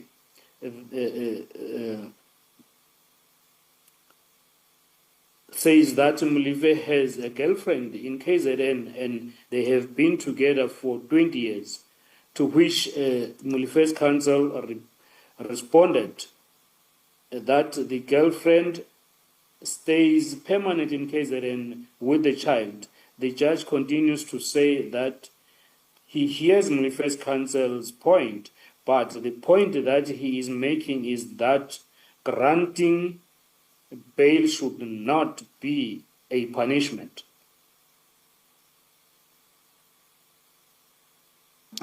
Commissioners, that exchange appears from page 321 of CJC 4, from line 15, where the court says, yes, what do you want me to do? Is it? Sorry, 321. 320. My apologies. Ms. Sikasngube, perhaps you also want us to note or to refer us to page 320 right at the bottom, where Ms. van der Heever, where she proposes the bail amount, which is what the witness has already just spoken to. Yes, correct, Commissioner Baloy. The exchange starts on page 320 from line 15, and then it continues over the next 3 pages. In fact, 5 pages, I think. Just, Witness A, as I understand, the child being referred to here is a 17-year-old. It's not a small child. Is that correct? That would be correct, Your Worship.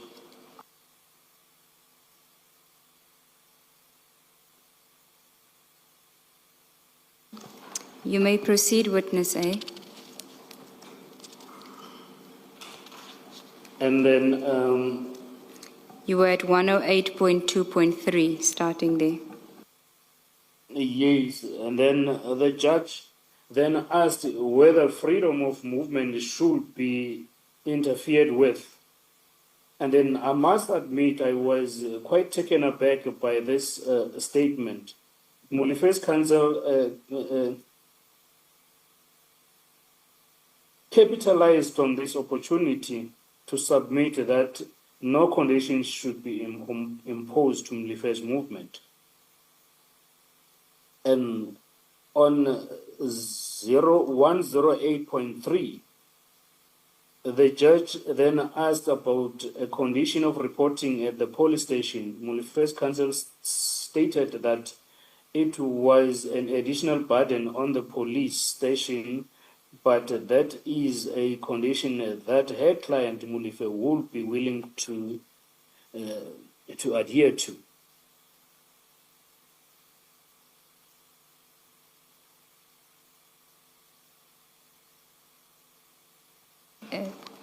For the benefit of the commissioners, that exchange is at page 323.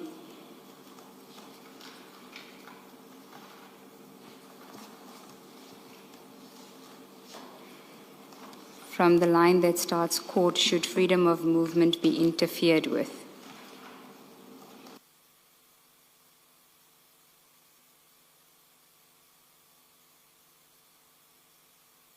I guess for completeness, so they should freedom of movement be interfered with, you find at line 5. Yes, Three, at two, line 5. 3. And maybe for completeness, the witness should read Ms. van der Heever's response. Witness A, did you hear that? Do you have page Yes, 323? Yes, I did. I did hear it, Commissioner, but I was just looking at the lawyer's response where I needed to read from. It starts, Ms. van der Heever, so it's line 6. But I mean, in which bundle? Oh, Is it in on the page- bundle on my statement?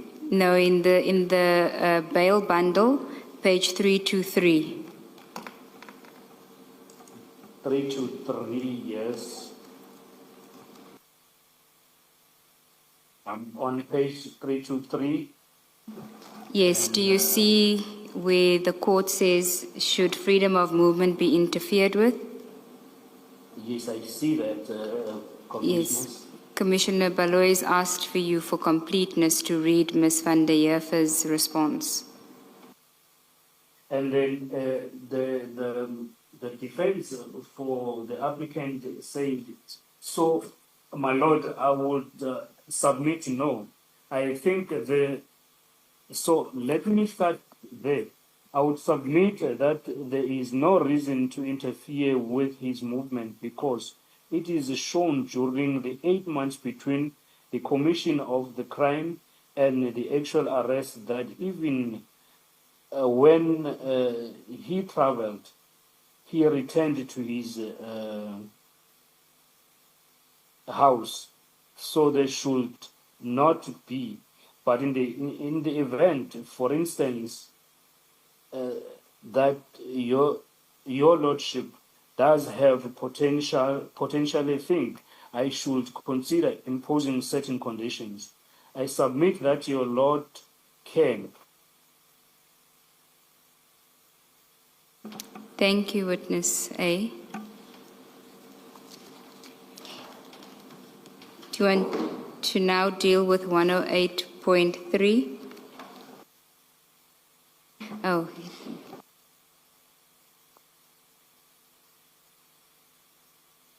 Yes. Then on 108.3, the judge Sorry. then oh, asked sorry. I about think the I'm conditions. sorry, Witness A. I think I'm misdirecting you.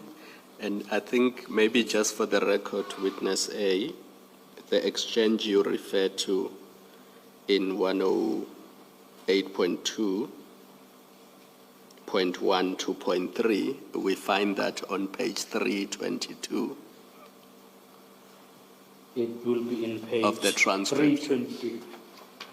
Can you just go there and confirm for us on page 322? Maybe starting from line 10 to 25. You don't have to read it out, you can just confirm it. Yes, I'm on the page. Can you just confirm it for us that where in your statement from 108.2.1 to 0.3, you refer to what the judge said that is set out in 322 of the bail bundle?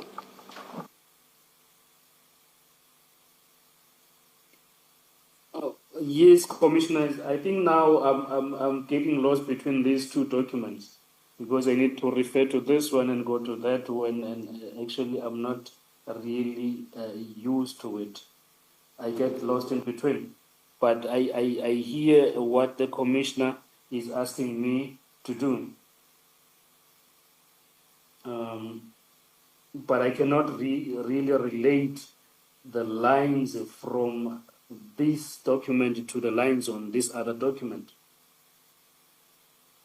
I think if I may try to be of assistance, Witness A, you in your statement in paragraphs in paragraph 108, all of it, 108, 108.1, 0.2, 0.2.1, 0.2.2, 0.2.3, you're recording issues that happened or exchanges in court that happened that have caused you concern, right? That is correct, Commissioner. Yes. So I think what we are seeking to do for purposes of the record at least, it's to ensure that in the transcript, in the bail transcript itself, these concerns that you have recorded in your statements, we can relate them to what is in the transcript. So if you look at that page 322 in the transcript, do you have that in front of you? I do, Commissioner. Yes. So in fact, go back to 321, sorry, in that transcript. I'm on it, Commissioner. Okay. Now you will see there's a long paragraph right at the top, and then there's the next paragraph which starts with court in capital letters. You see that? Yes, I do see that. Okay.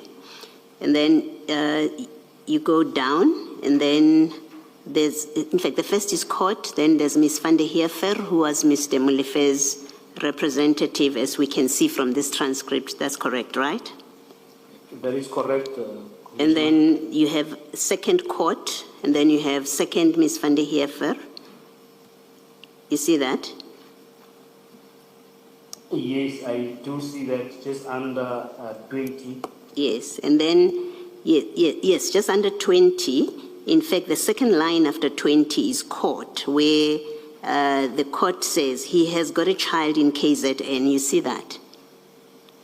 Yes, I do see that, Commissioner. And then Ms. van der Heever says yes. And you see that? Yes, I do see that. And then the court says, so are you saying, and then there's a full stop. That's all it says in that line. You see that? I do see that. And then the last van der Heever, Ms. van der Heever says, no, the child, my lord, the child is not an issue. You see that? That is correct. I do see that it will be the last sentence of The very last sentence. So what we are seeking to relate is in that last line. When you go back to your statement, paragraph 108.2.1, you speak about the child there in your statement now. That is correct, Commissioner. Okay? And in that statement, and this is where you're saying the judge raised issues that the representative was not concerned about, right? That is correct. Okay. So in 108.2.1 of your statement, you say, the judge said that, but Molefe stays in Gauteng and has a project in the Free State and also a child in KZN. And then you say Molefe's counsel indicated to the judge that the child should not be an issue because the child can travel to Molefe. It's that last line that you are referring to in the transcript, right?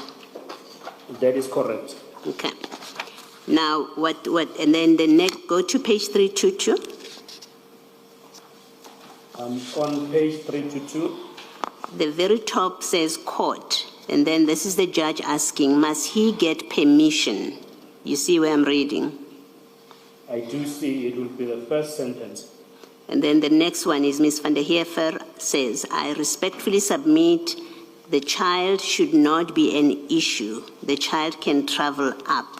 The only, and then it ends there. You see that sentence? Yes. So it is that exchange that you are complaining about, that even though, at least that's how I understand your statement, even though Ms. van der Heever said the issue of the child living in another province was not an issue for Ms. van der Heever, the judge raised it as a concern. That's the kind of, I'm understanding you to be registering that as one of the issues of concern that you're raising. That is correct, Commissioner. Okay. And then perhaps in the same vein, in that very same page, if you go to, and maybe let's go to your statement, 108.2.2, you say the judge then says that Molefe has a girlfriend in KZN and they've been together for 20 years. You see that? I do see that, Okay. Commissioner. Now go to page 322 of the transcript. I'm on it, Commissioner. Okay. If you go from 1 to, so there's court, I just want you, don't count the line numbers. I just want you to look at where it says court and then Mrs. van der Heever, right? We start with court right at the top, and then there's a second court as you go down. There's a third court. Yes. There's a fourth court just above the number 10. Yes. And then there's a third court. There's another court after Mrs. van der Heever, just after 10. You see that? Yes. And then there's another court which starts, I am saying that I've read somewhere. You see that? Yes, I do see that, Commissioner. In the transcript. So it says, I'm saying I've read somewhere that the girlfriend stays at KZN. You see that? I do see that, Commissioner. Okay. So at your, go back to your statement, 108.2.2. You say the judge then says that Molefe has a girlfriend in KZN and they have been together for 20 years, right? You see that in your statement? I do see it, Commissioner. Okay. You confirm that that which is in your statement refers to what I've just read now in page 322 in the transcript. That is correct. Okay, it's that exchange that you are referencing. That is the exchange that I am referring to, Commissioner. Okay, thank you. Thank you, Witness A. Ms. Eagles, you can take it from there. Thank you, Commissioner Baloy. Do we then... And thank you, Commissioner, for assistance in that regard. Okay. Commissioner Baloy, do we then do from 108.2.3 or... I think that's what Commissioner Kumalo was asking of you, Okay. so that the record reflects. Okay, so perhaps you can then complete 108.2.2, the exchange in the transcript, not in your statement, which Commissioner Baloy had just referred to you, where the court says, I am saying that I have read somewhere that the girlfriend stays at KZN. Which part do you want him to read into the record? Maybe just for completeness, he can start in line 19 on page 322 and end in line 5 on 323, because that would complete his paragraph 108.2.3 in the statement. Thank you, Commissioner Kumalo. Did you hear that, Witness A? Yes, I did hear that from Commissioner. So that will then mean that I'm studying from where the court says they have been staying together for 20 years. Yes. And then the legal representative says yes. So they have been together for 20 years, my lord. But she permanently stays in KZN with the child. Then the court says, yes, I hear the point. The point I am making is this. Granting bail should not be a punishment. Continue. And then the lawyer will say, no, my lord, and it should definitely not be. The case law is quite clear on that, and you still have a right to be presumed innocent until such time as you prove it guilty. Case law also says you cannot be incarcerated in anticipation. Thank you, Witness A. And then, Thank you. thank you. So then if we then do, you go to your statement at page 35, paragraph 108.2.3. Yes. Are you in your statement now? I'm on my statement now. Okay. Perhaps you can then just read that again into the record, and then we'll do the exercise in the transcript. The judge asked whether freedom of movement should be interfered with. I must admit I was quite taken aback by this statement. Mulife's counsel capitalized on this opportunity and submit that no condition should be imposed on Mulife's movement. Okay. Now if you can go to the transcript at 323. Do you have it? I do have it. Where you see the first quote. Can you read from there? Yes. Then now it is the court who is addressing the court or the proceedings. Should the freedom of movement be interfered with? Then the lawyer said, so my lord, I would submit no. I think so let me start there. I would submit that there is no reason of him to interfere with his movement because it is shown during the 8 months between the submission of the commission of the crime and the actual arrest that even when he traveled, he returned to his abode home. So there should not be But in the event, for instance, that you lordship does have potentially think I should consider imposing certain conditions, I submit that your lordship can and have just given your lordship and as have just given you your lordship. And that is the point I was trying to make. And the kind of conditions that your lordship should impose, however, I think based on the conduct before, there is no reason to impose any condition in this particular matter. May it please the court. And then the court. No, thank you, Witness A. We'll then move to the next one on your statement now.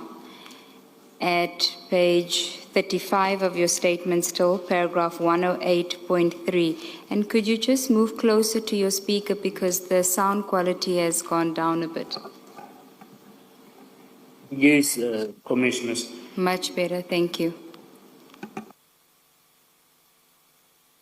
So can you read 108.3 on page 35 of your statement?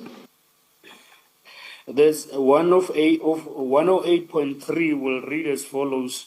The judge then asked about a condition of reporting at the police station. Mulife's counsel stated that it was an additional burden on the police station, but that it is a condition that her client, that will be now, Tadiso Mulife, will be willing to adhere to.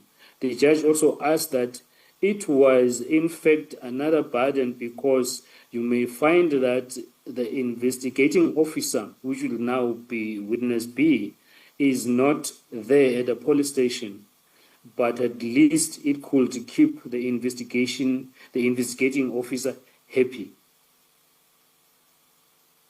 Then if you can go to the transcript, still on page 323. Line 20, you see there's court, there's a number 20 and court next to it. Yes, Commissioner. Can you read that into the record? It starts where the court says, and the reporting at the police station, which is the question. Correct. And then the lawyer will say, my lord, I always think it is just an additional burden that is placed on the police station for somebody to hold the book there and do it. But again, it is a condition that can be placed by the court, and my client I have consulted is quite willing to adhere to such a condition. Then the court said, in fact, it is another burden because you find the investigating officer is not there. And then the lawyer responded by saying, indeed, my lord. But at least, that is the court now, but at least that could keep the investigating officer happy. Just read it just read it as it appears, witness A, not as you have it in your statement. So the court says, but at least that would keep the investigating officer, full stop, and then read Ms. van den Heever. Ms. van der Heever now says it could keep the investigating officer happy. That is indeed so, my lord. And then the court asked, okay, anything further for now? Then the lawyer says, yes, I have got no further submissions for now. And then the court, thank you very much, Mr. Mashile. Thank you, Witness A. That's enough. Thank you. We can go. Sorry, before you do that, Thank you, Commissioner. Ms. Siggles, perhaps for completeness again, but also context, you could get the witness to look at page 321 of the transcript from line 1, but in particular line 1, 2, 3, 4, sentence starting at line 4, but in context of this last discussion. Thank you, Commissioner Baloy. Witness A, if you can go to, first let's do it in your statement, page 34 of your statement. Page 34 of my statement. Let me just page through. Yes, I'm on page 34, Commissioners. The last paragraph there, 108.2, can you read that into the record first? Yes, towards the end of the submissions, the judge asked Molife's counsel what she wanted the judge to do in light of her submissions. Molife's counsel indicated that bail should be set at 50,000 rand to 100,000 rand. She then proposed that the judge may make an additional order, since the state already has Molife's passport, that he may not go within 3 kilometers of a point of entry or exit the country. She even goes as far as to propose that Mr. Molife may even be ordered to stay in Gauteng or at his house or be put under house arrest. That is the submissions by his legal counsel. Thank you, Witness A. Then if you can go to the transcript from page 320. From page 320. Yes. And if you're on 320, if you can go to the court after line 20, after the number 20, there's court, the word court. If you can read from there. Yes, I see it. Then it goes like this. In the light of your submissions, what do you want me to do?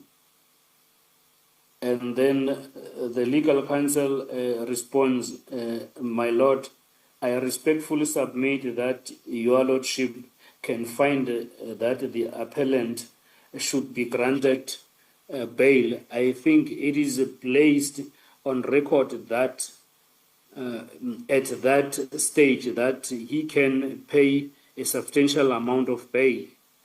The court can, of course, look at his assets and determine for itself.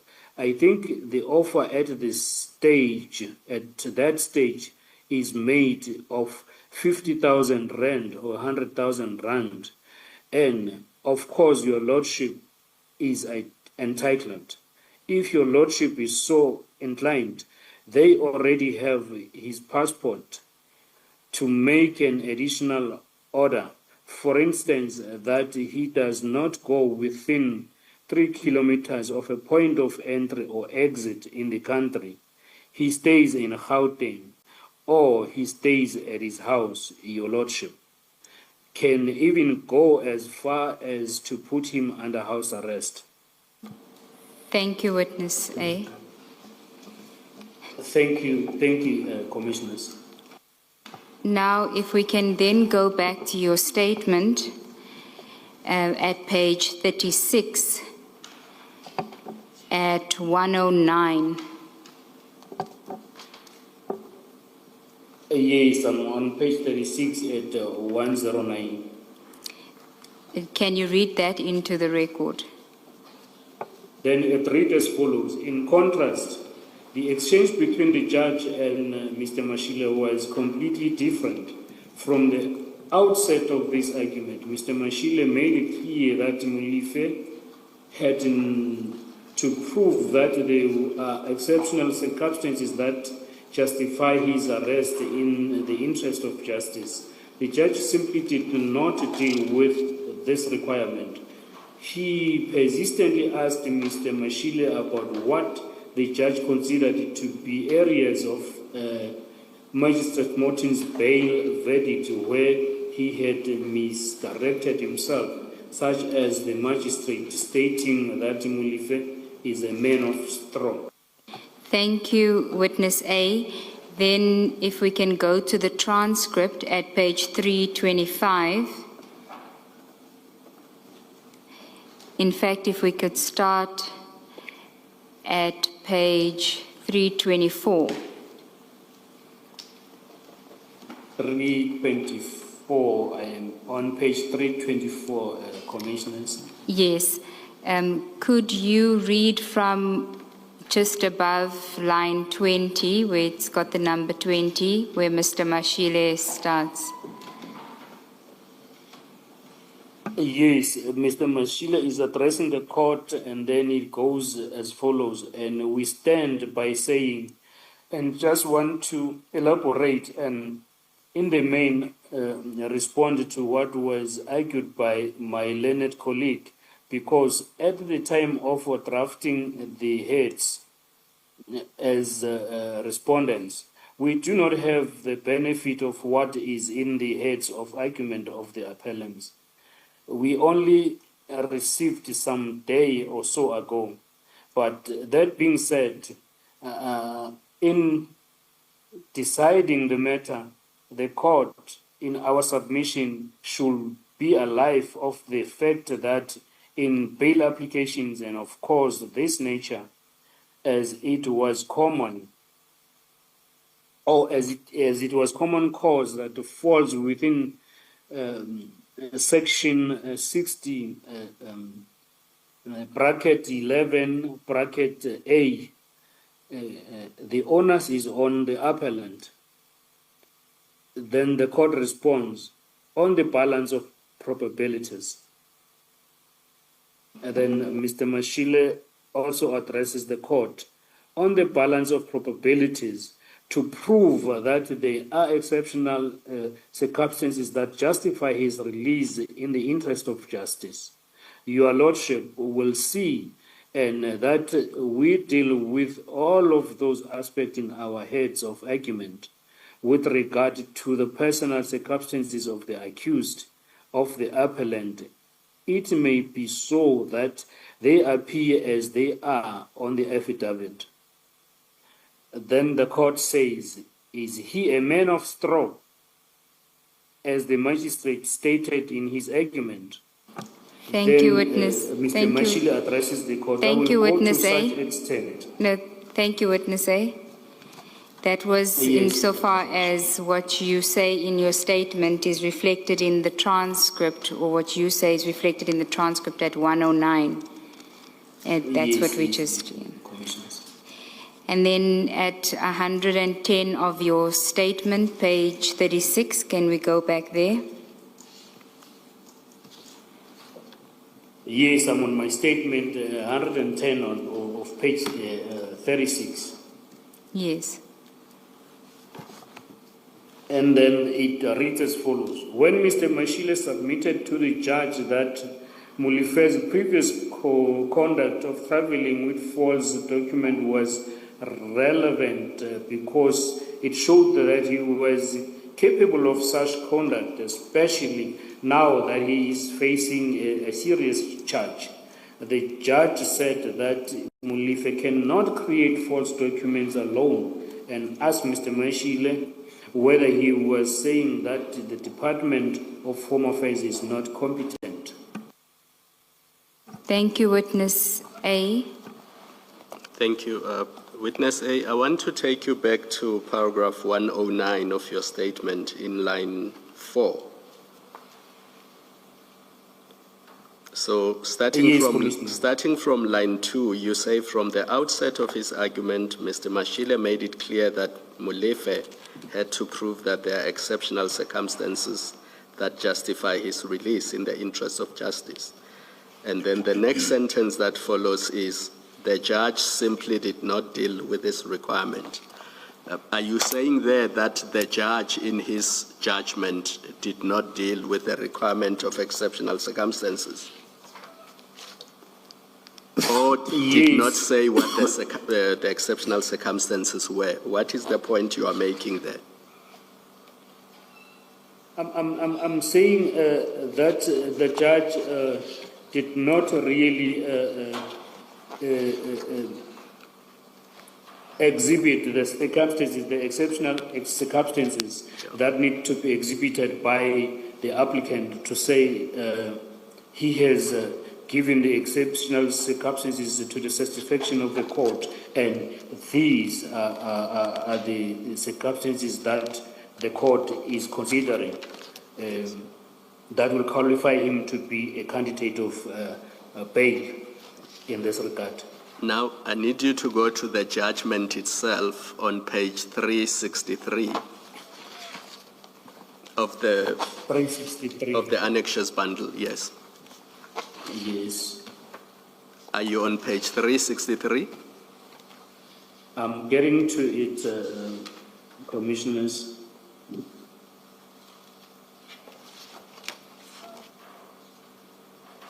Yes, I am on page 363, Commissioners. Yes. So in line 20, if you start from line 19, do you want to comment on that paragraph in its entirety?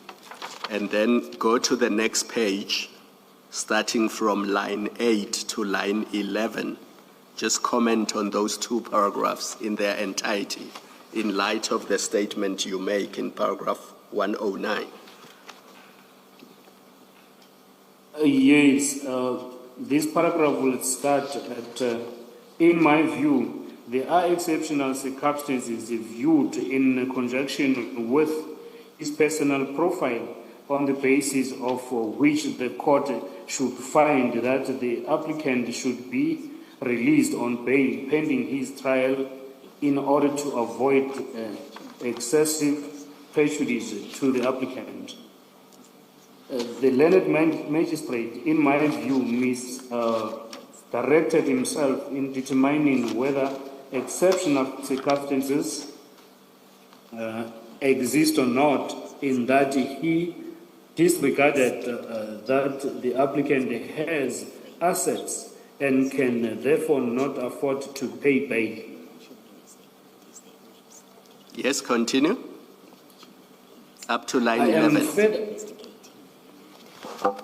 Yes, Commissioner, I didn't get that. Sorry, I'm saying you can continue reading until line 11 on that page. Oh, yes.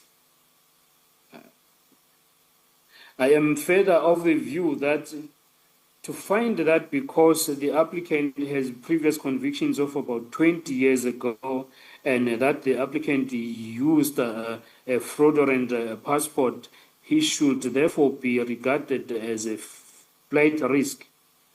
That, in my view, is a material misdirection. I find that there are exceptional circumstances justifying that the applicant should be released on bail, as some will be in the interest of justice for reasons that I have said above. Because of that, I make the following order. Sorry, witness A, I think you can pause there because the judge then deals with the orders that are made. But Yes. Going back to your statement, I just wanted to understand your criticism of the judge. Are you saying the judge did not mention exceptional circumstances, or is your point that the judge did not say what those exceptional circumstances are?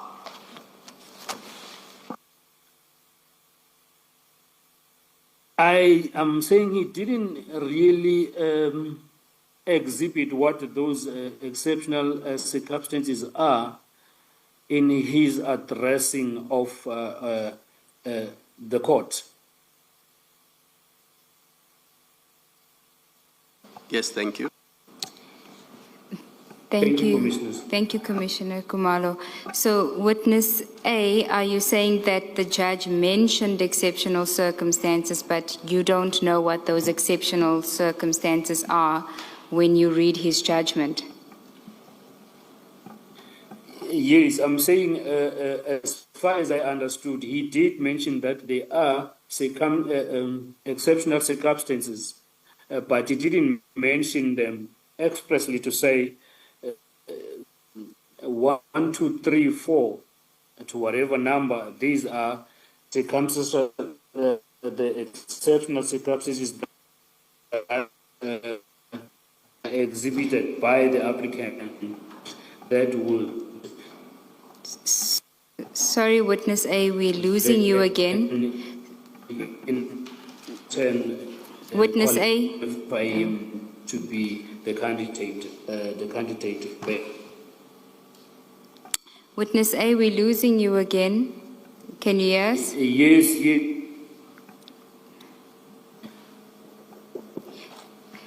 Please. Yes, Commissioners, am I Please repeat everything you just said, witness A. Yes, thank you, Commissioners. I was saying that the judge does mention that there are circumstantial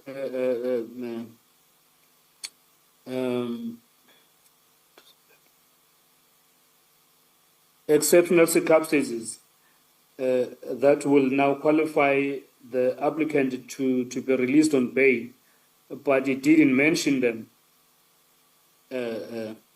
to the court for all parties to hear what they are. But is it not so? Let us look, witness A. Let me just count the lines. 1, 2, 3, 4, 5. I think around line 15, the indented paragraph starting, I think, do you see that? Can you see the screen, witness A? I do see the screen. So there the judge says, I think the applicant has succeeded in demonstrating that factors listed in section 64A to E of the Criminal Procedure Act are not present, combined with the fact that he would suffer substantial prejudice should he be incarcerated pending his trial. In my view, there are exceptional circumstances viewed in conjunction with his personal profile on the basis of which the court should find that the applicant should be released on bail pending his trial in order to avoid excessive prejudice to the applicant. Am I mistaken if I say in context, this is a conclusion based on what the judge has said before? I think if I understand this, as I will also like to declare to the commission that I'm not a legal expert, but when I'm reading that, layman as I am, the judge is making a ruling there. He doesn't expressly tell the court to say the applicant has exhibited these exceptional circumstances and here they are. But he just says he did exhibit them, but what are they? To this day, I do not know what they are or what they were at that time. Thank you, Chair. Witness A, you then were dealing with at page 36 of your statement, paragraph 110, you had read into the record about the reference to Home Affairs not being competent. Do you recall that? At 110? I do recall that, Shares. What is the point that you had 110 wanted? years. What is the point that you had wanted to make?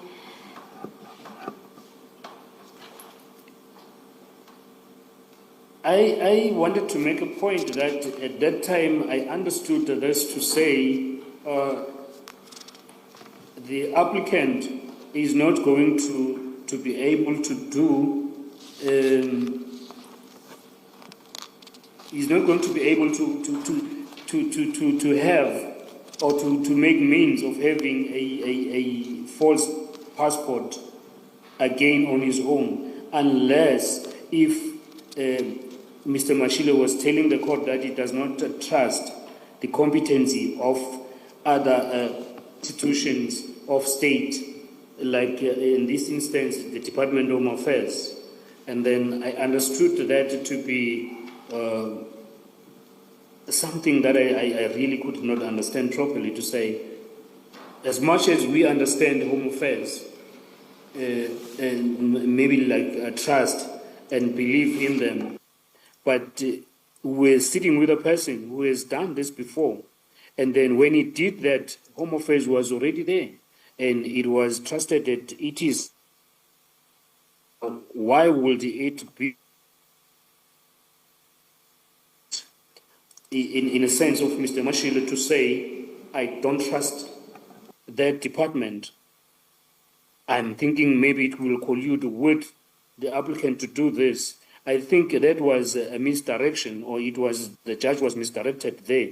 We were dealing with the capabilities of the applicant, not other institutions.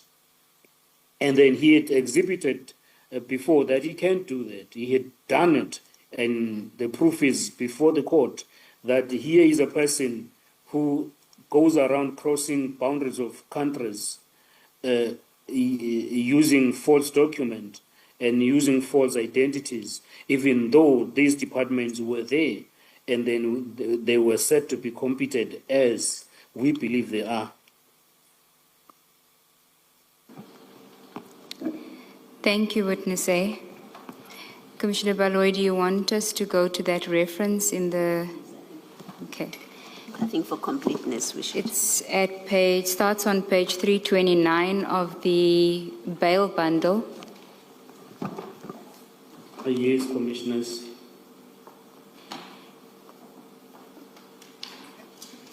Do you have it? Yes, I'm on page 29. 329. 329. 329 of the bail bundle. Yes. Where the court says, you can start from Mr. Mashile next to line 10. Yes. Mr. Mashile then said, no, my lord, but it is information that was at the disposal of the investigating team, and which information they took serious and acted upon. Furthermore, your lordship, on this aspect of the flight risk, my colleagues emphasizes that the applicant played open cards by making his passport available. Yes, we do agree that is the position, but this aspect, your lordship, must also be taken in conjunction with the past conduct. Continue. Then the court went on and said, of about 20 years ago, how much weight should I put to that?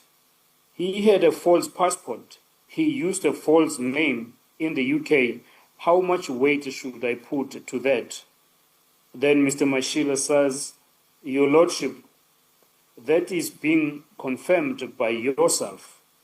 To say you are giving it to the court, yourself, your lordship. Then the court says, yes, it is not an issue. That is why I'm asking how much weight should I put to that? Then Mr. Mashile says, my submission, your lordship, is that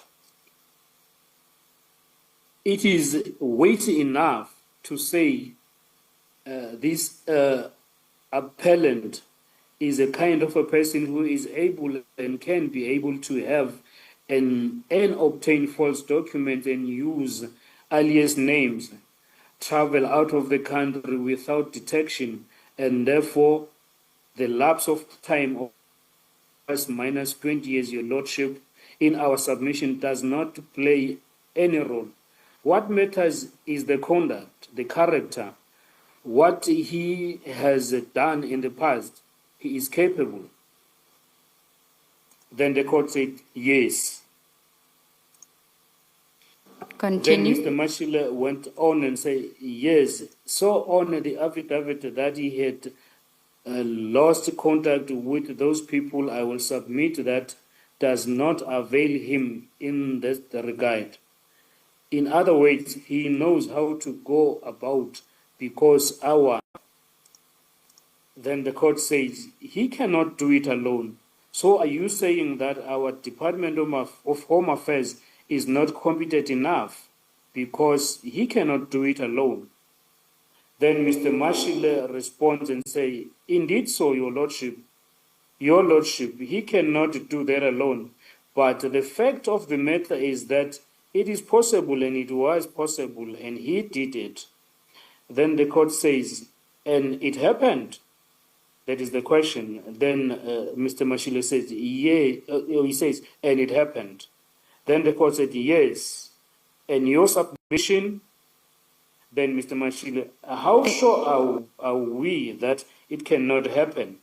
Mostly especially now that he is facing some very serious charges which by their very nature, your lordship, in our event of conviction, carries the sentences of a very long term of imprisonment.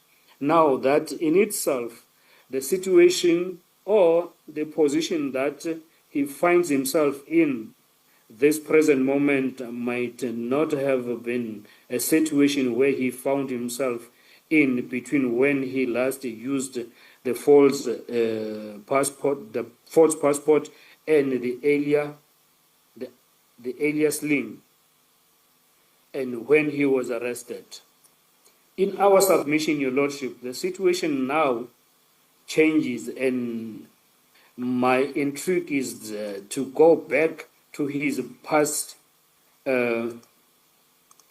conduct because of the factors that I have raised, the serious nature of the offense, the possible sentence in the event of conviction that can make it a petition for him. An An appetite. appetite for him. My apology for that mispronunciation. Thank you, Witness A. Then if we go back to your statement at page 36, at paragraph 111, can you read that? Yes, I'm at page 36 of my statement, paragraph 111.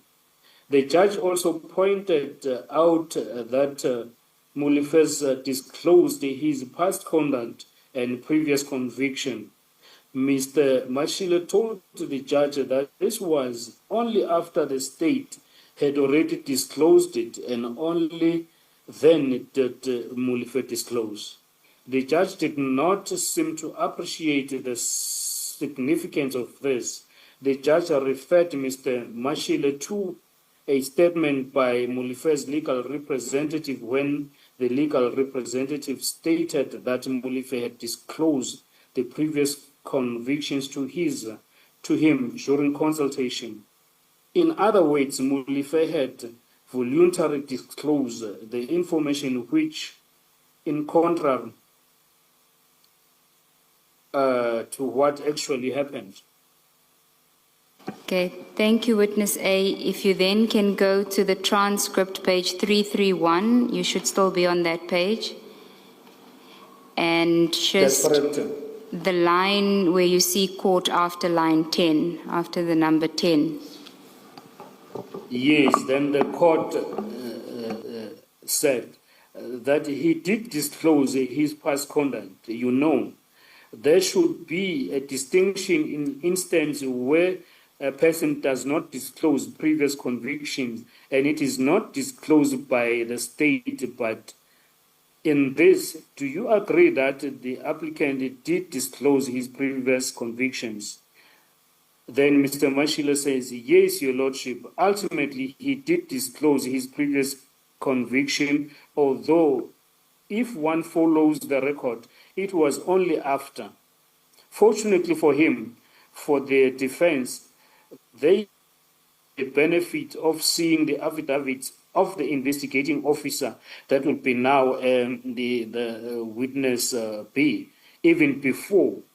And there was, if you look at the record, there was a lot of postponement for the bail application, even to an extent that a legal practitioner had to depose to an affidavit, but the fact of the matter is that ultimately he did. And then the court, what is the legal practitioner saying in this affidavit about this aspect? He says that the applicant did disclose this to him as they were busy preparing, because I think in my memory, if my memory serves me well, another practitioner was instructed in the matter, but it is clear from that affidavit that he says that he did disclose this aspect. And Mr. Mashile goes on and says, yes, Your Lordship, emphasis, Your Lordship, is not placed on the fact that the accused or the applicant is a dishonored person. There is no submission in that regard, because ultimately that was, I am trying to answer the issue of the disclosure of the previous conviction. Then the court, so you submit that he is not a dishonored person. Is that your submission? Then Mr. Mashile said, look, Your Lordship, it will be difficult to make my submission in that regard. And then the court, what is your submission in this regard? Then Mr. Mashile says, does this relate only to the previous convictions or to the whole case as is against him? Then the court, on the previous convictions. Then Mr. Mashile says, on the previous convictions, Your Lordship, because we actually do not know what happened. Thank Then you. the court says, okay, continue with your submissions. Thank you, Witness A. And then, thank you, Commissioners. Witness A, may I just ask this? At page 331, where you started reading, I think just 3 lines, where it says Mashile at about line 15. Remember, you have that number 10 and then you have court. You started reading from there, right? Yes. Okay. And then after that court, there is Mr. Mashile. And he says, yes, Your Lordship, ultimately he did disclose his previous conviction, although if one follows the record, it was only after. Fortunately for him, for the defense, they had the benefits of seeing the affidavits of the investigating officer even before. What is it that you are seeking to communicate with this? I don't understand the significance when I read the record, the transcript, the significance of that statement where Mr. Mashile says they had the benefit of seeing the affidavits of the investigating officer even before. Why is that significant? Yes? I thinking, sorry, Commissioner. Yes, no, you may go ahead. Thank you. I think he was trying to convey to the court and painting the picture as how the situation played itself out in Mr. Molife's bail in Vereeniging. He was just telling the court that should the legal team of Mr. Molife not been able to see the affidavit by the IO beforehand, they were not going to be able to make the submission to the court in as far as disclosing that he had disclosed to the previous legal representative. And then maybe I also need to assist the commission that what happened at Vereeniging was that before the court could sit, the two parties will exchange the affidavits. The defense will give the affidavit to the state, and the state will do the same. And then the affidavit had a tendency of going through the affidavit, and then before the court would sit, then they would say, no, we're not going on with the bail application today. There's issues that we need to consult our client on and sort out. That is when now they saw that actually the state was aware of the travel document and the previous convictions. Now they wanted to work the plan to say, how do we now cover this? Because in their initial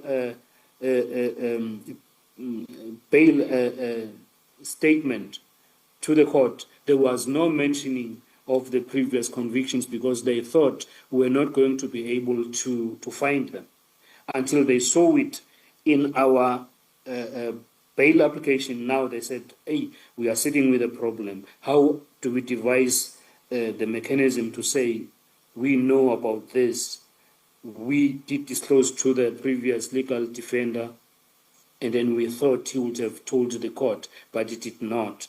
Then can we please just disclose it and maybe tell the court that actually it is not the fault of the applicant, but it is the fault of the previous legal defender that didn't bring it to the attention of the court at that particular time. So that was just playing with the mercy of the court, if I may use that term. Thank you, Witness A. Thank you, Commissioner Baloyi. Witness A, if we can go back to your statement, then we're now on page 37 at paragraph 112.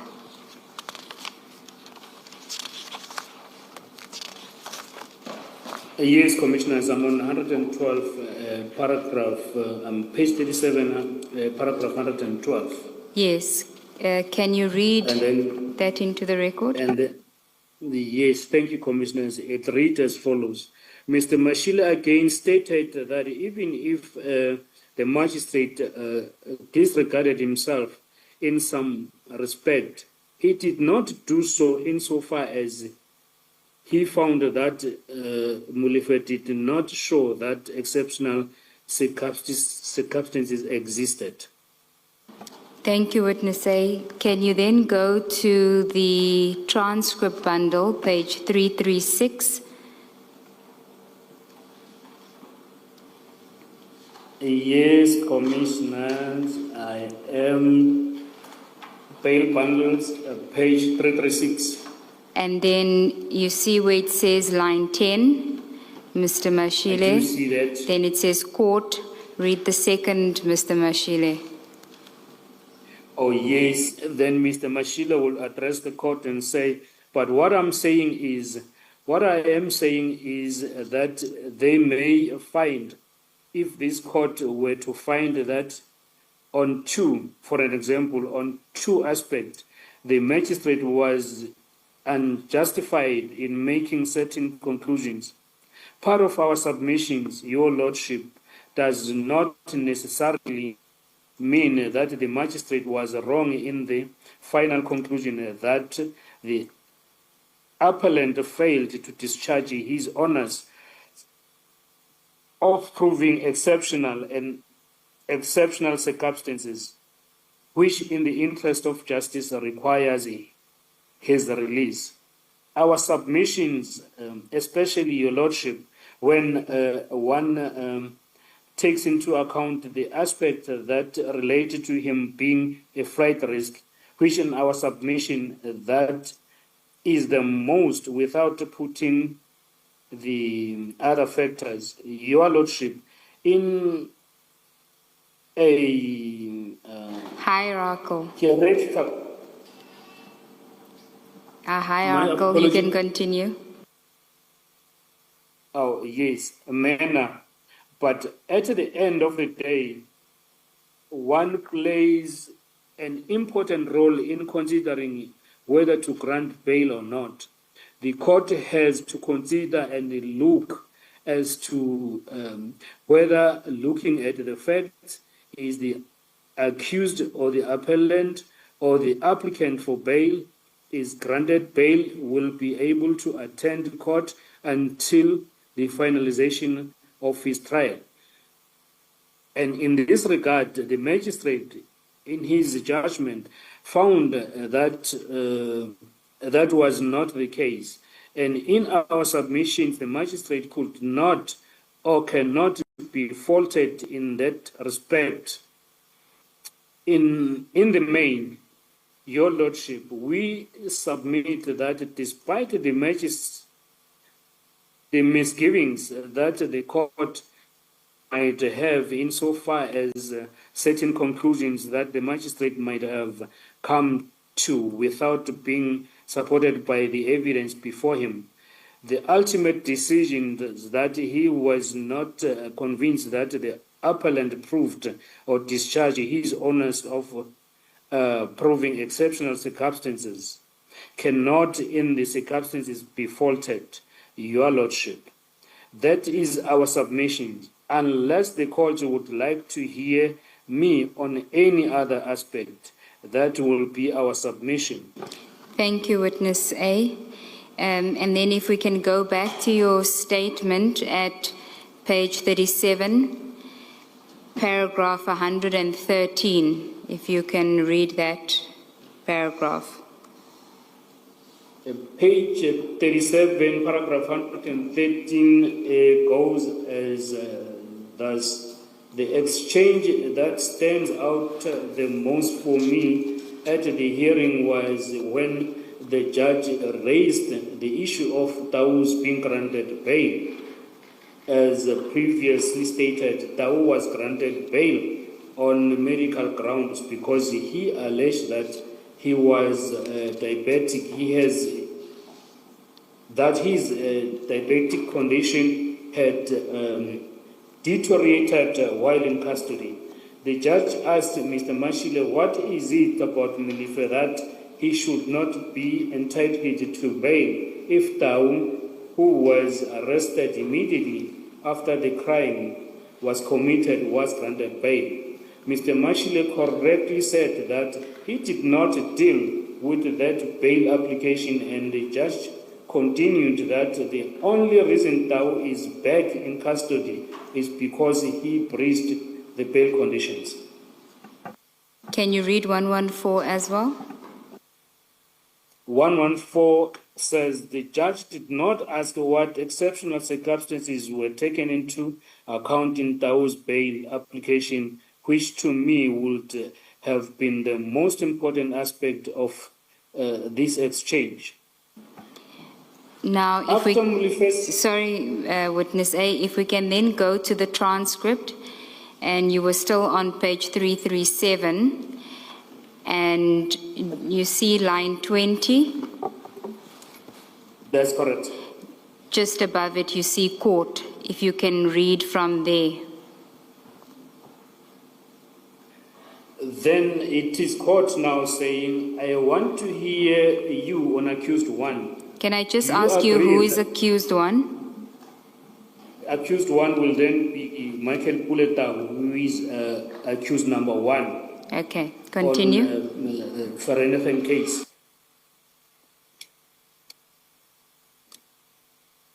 You can Can I continue. continue, Yes. Commissioner? Yes. Then the court is saying, do you agree that he was granted bail in this matter? Then Mr. Mashile says yes. The fact and the information that I have brought to you, Your Lordship, is that yes, indeed, he was granted bail. And then the court says, and was he also arrested soon after the deceased was killed? And then Mr. Mashile says, the very same day, Your Lordship, to be honest with the court, within a few hours. And then the court says, I thought that you were always honest with me. And then Mr. Mashile addresses the court and says, I have always, as officers of the court, within hours, within a few hours, the matter occurred around 7 o'clock in the morning in Vereeniging. The court then says, arrested on the same day, granted bail. Now, what is it with the applicant who should not be entitled to bail if accused one, who was arrested immediately thereafter, was granted bail? Then Mashile addresses the court by saying, Your Lordship, the disclaimer here is that I did not deal with the bail application for accused. Then the court says, it is a fact that he was granted bail. Then Mr. Mashile says, yes. Then the court says, he is inside because he breached the conditions of bail. That is now a question. Then Mr. Mashile says, yes, he breached the conditions of bail, and then he was he was cancelled and he was placed in custody. But our submission is in this, insofar as the appellant before this court, Your Lordship, is that there is a likelihood that if he is granted bail, given his past conduct, given the seriousness of the offense, given the possible sentences that he faces, that he will not stand his trial.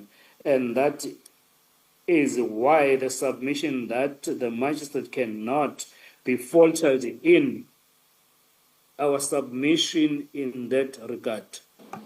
Thank you, Witness A. Witness A, can we then go back to your statement? Page 37. Yes, And, Commissioners. We are looking at 115. If you can read 115 and 16 into the record. The 116 will say, I am not a legal trained person, but Sorry, I have Witness been A. pressed. I asked from 115, 115 and 116. Thank you. My apology, Commissioners. 115 paragraph reads as follows. After Molife's counsel made reply submissions, the judge took an adjournment of approximately 1 hour or slightly longer and returned with his judgment. The transcript of the judgment is also contained in the exhibit bundle. And then 116 will read as follows. I am not a legal trained person, but I have been present at countless bail applications, and I know that for Schedule 6 offenses, the accused must show exceptional circumstances. During delivery of this judgment, the judge kept mentioning the phrase exceptional circumstances, but not once did he mention what those exceptional circumstances are. Yet the appeal was upheld and Mulife was released on bail. The judge findings that exceptional circumstances existed had far-reaching consequences, which I deal with briefly later. I still do not know what exceptional circumstances the judge found existed that justified Mulife's release. And then paragraph 17 will read as follows. In settling the bail conditions, the judge imposed conditions that Mulife should be in the province of Gauteng and can only leave Gauteng after informing the investigating officer, which in this case will be witness B, in writing where he will be going, and the investigating officer should not object to him leaving Gauteng unless there is a valid reason. And then witness B will elaborate on this condition because based on the condition, Mr. Mulife's attorney requested Mulife's passport from witness B. That is now after he has been released. The attorney indicated that there was no express order from the judge that witness B could keep Mulife's passport. The judge also... May I? Perhaps for completeness, now that you are discussing the order or the conditions, if you would, Ms. Sikasngube, have the witness look at the transcript, witness A, at page 343, and then starting at line 5. And if you go if you go one page back, 342, at the bottom, you will see it says Mr. Mashile, and then it continues to the next page. Ms. Sikasngube, perhaps you want to direct the witness to line 5 for the record? Thank you, Commissioner Baloyi. Witness A, did you hear what the Commissioner said? Are you at the bundle? It's on the screen as well. I'm on the bundle at 343, Commissioners. Yes, line 5. That It is would be line 5 of 343. Yes, and that's a continuation of what Mr. Mashile starts in the previous page, 342. And from line 5, it is the conditions that he Yes, is Commissioner. asking the court to impose. Would you read that into the record? Yes, it goes like this. With regard to the conditions, the suggestion is as follows. For the appellant to remain at home, well at the residence where he is currently staying or where he was arrested, and not to leave the province of Gauteng without informing the investigating officer, reporting to the nearest police station, and I am informed in this regard to the Sentin police station 3 times a week, Mondays, Wednesdays, Fridays between 8 a.m. and 8 p.m. And the normal bail conditions not to communicate or contact any of the witnesses contained in the witness list of the indictment which they already have. Yes, thank you. Then the court. No, thank you, Witness A. Thank you, Commissioners. And then if you can go to page 118 page 38, paragraph 118 of your statement. Yes, Commissioners. I'm on page 38, paragraph 118, where it reads, the judge also signed an order that had an obvious typo. This order is also in the bail exhibit bundle.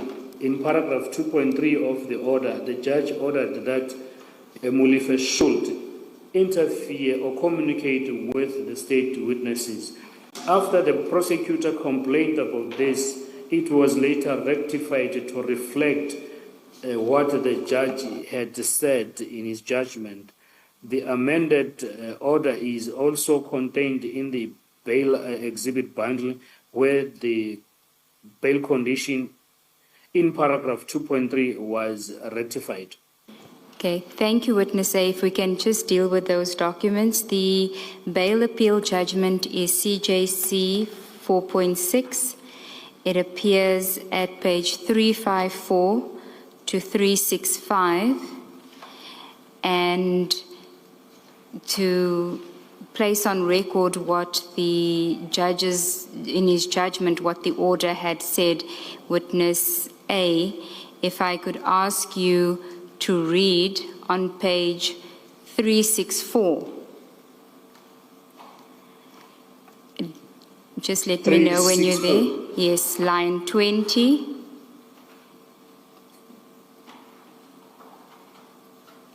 Okay. Ms. Siggles, perhaps he should just read the whole order for completeness. It starts at line 12. Okay, you can read the whole order.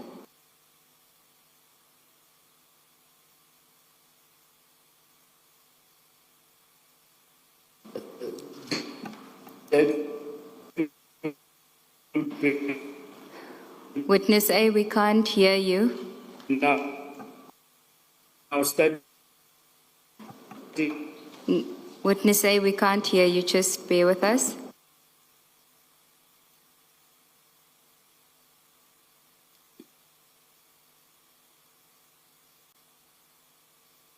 Witness A, can you hear us?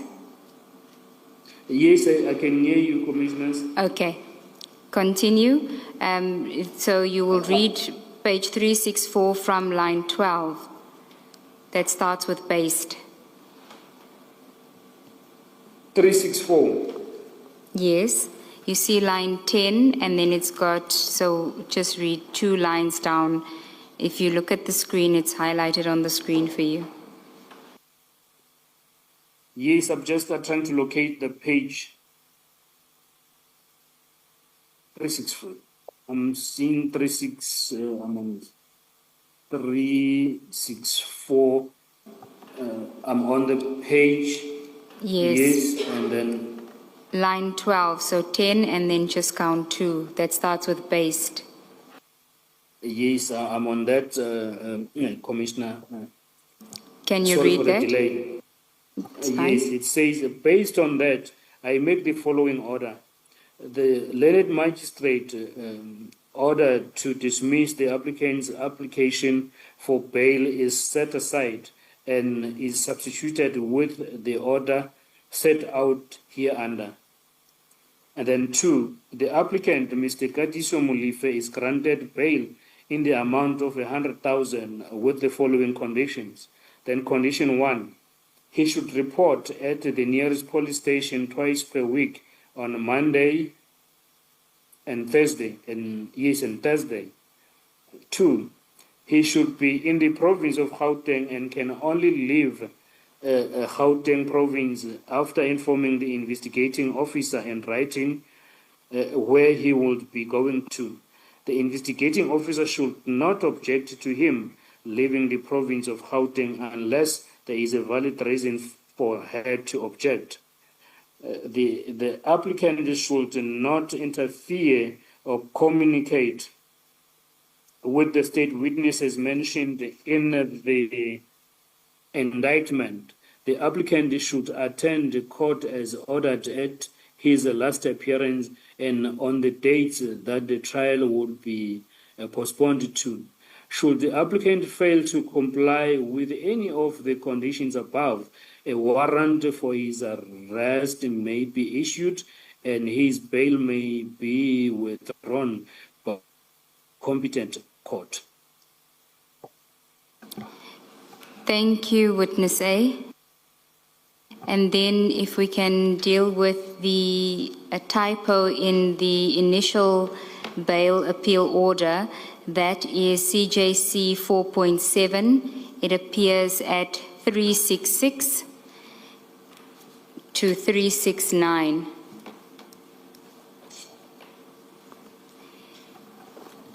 Yes,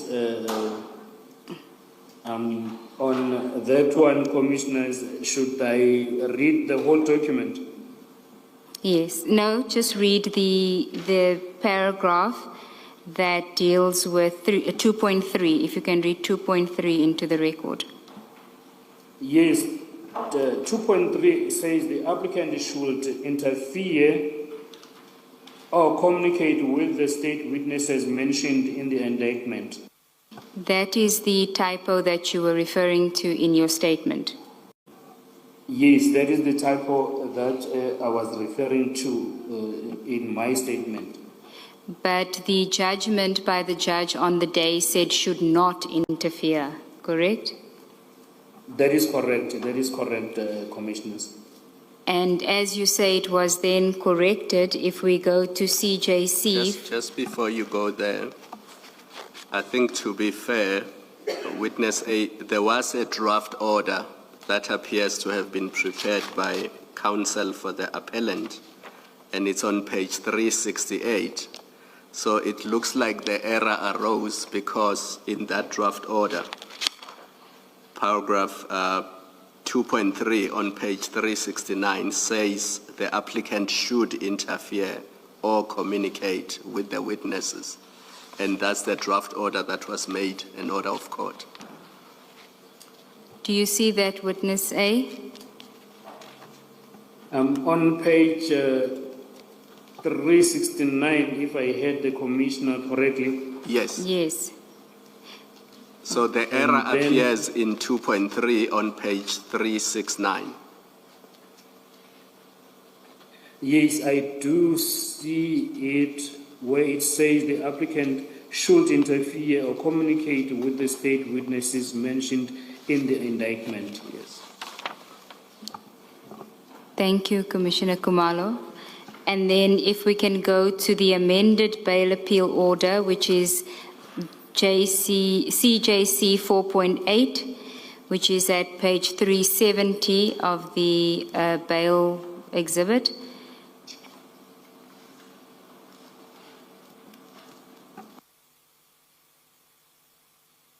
Yes, I'm on page 370, Commissioners. And then if you could just read 2.3. Then 2.3 reads as follows. The applicant should not interfere or communicate with the state witnesses mentioned in the indictment. Thank you. Thank Now, you, Commissioners. thank you, Witness A. Witness A, you testified earlier about the, in paragraph 116 of your statement about the fact that the far-reaching consequences of the judge having found that exceptional circumstances existed in this bail appeal. Can you elaborate on what you're referring to?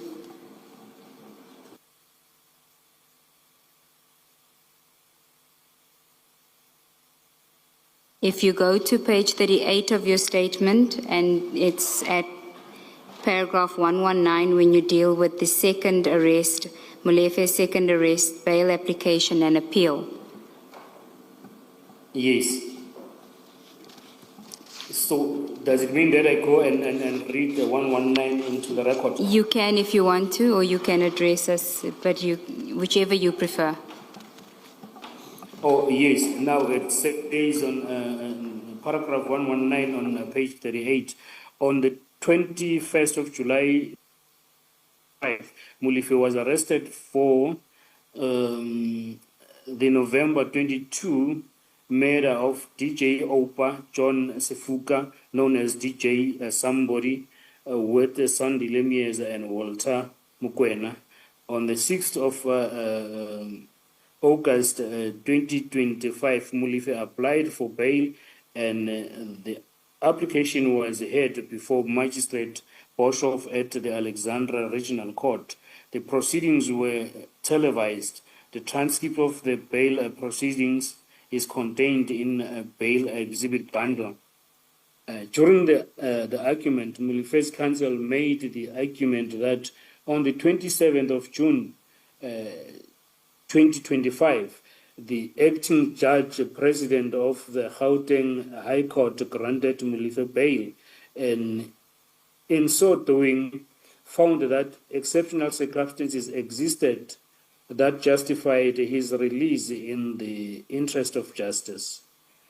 Molefe's counsel argued that it had only been 3 weeks between Molefe's release on bail and his rearrest, and since there were no changes in circumstances during that period, the same exceptional circumstances that acting judge president in the bail appeal found existed then still exist when Molefe was arrested on the 21st of July 2025.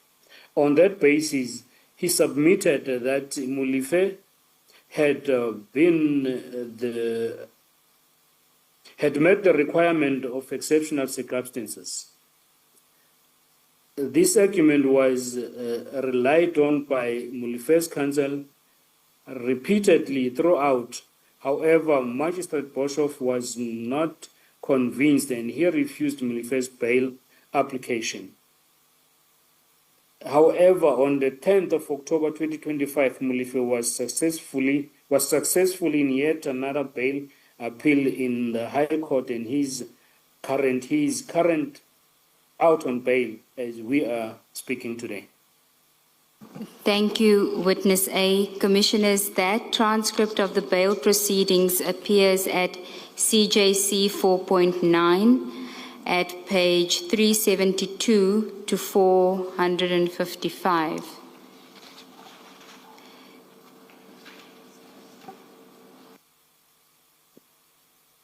The 372 to 455.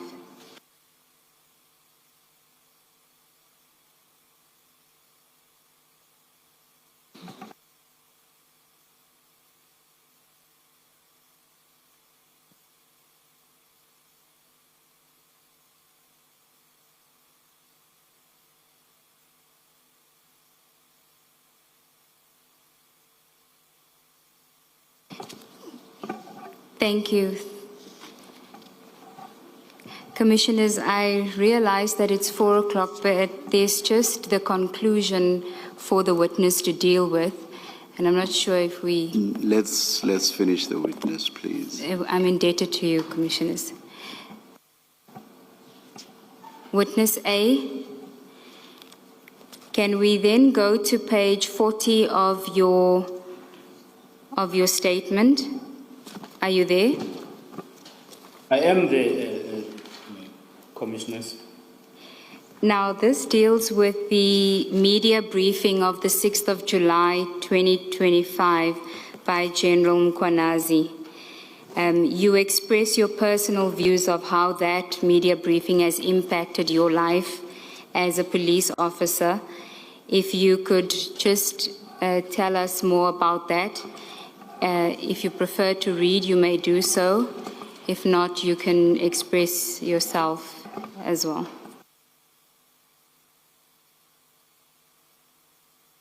Yes, Commissioners, and thank you for the opportunity once again. This will be now page 40 and paragraph 124, and then it will deal with the what occurred or what happened on the 6th of July 2025. And then this is where General Mkhwanazi made a brief or a public announcement about the issues that the police or the state was facing. And then maybe I can just read it into the record. Paragraph 124 says, I have been asked more times than I care to remember how I feel about General Mkhwanazi's media briefing of the 6th of July 2025. In my opinion, the media briefing was the best thing that could have happened to SAFT because it unrooted a lot of things that were not spoken about and brought out things that were hidden. The public has made aware of the challenges that we as investigators, ordinary, honest officers face when all that we are trying to do is our job. As an ordinary policeman, not a general or a commander, you feel that you do not have the authority or capacity or courage to speak out against these things for fear of retaliation. It has also made our families to appreciate what our jobs entail and the challenges that we face. I am grateful to General Mkhwanazi for that media briefing because I have no doubt that had it not been for that briefing, the internal pressure of witness B and me to compromise the investigation would have gotten worse, and the investigation, as the investigation progressed, and the trial date got closer. Thank you. And the conclusion. Go ahead, Witness A.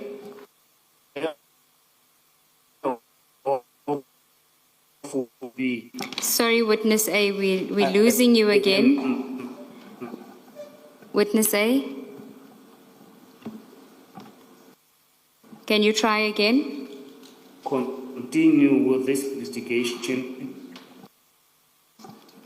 Witness A?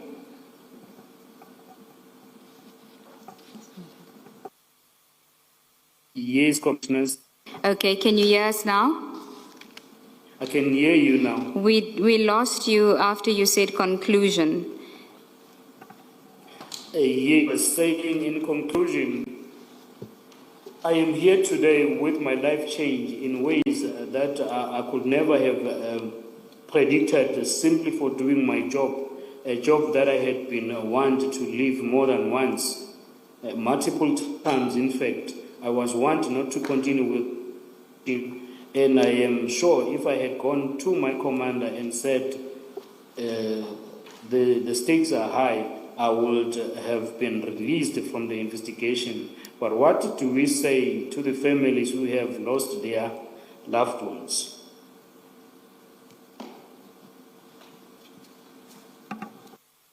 Witness And then A. who dependent to the police like myself to get to the closure. Because it will then mean that they will have no one to turn to if it is us that are running away from the pressure that we are facing. Witness A. Yes, Commissioners. Can you hear us? I can hear you, Commissioners. Okay, can you just continue from, I was warned not to continue on 127? I was saying, yes, I was saying I was warned not to continue with this investigation, and I am sure if I had gone to my commander and said that the stakes are too high, I would have been released from this investigation. But what do we say to the families who have lost their loved ones and depended on us to bring the murderers to book?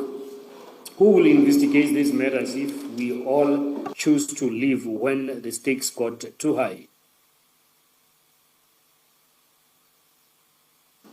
I have been told that this investigation is dangerous and I am going to die. This is true. But if I had to do it all over again, I would. If I had received that call on the 17th April 2024, telling me to go to an active crime scene in Bramley, but if I do my life,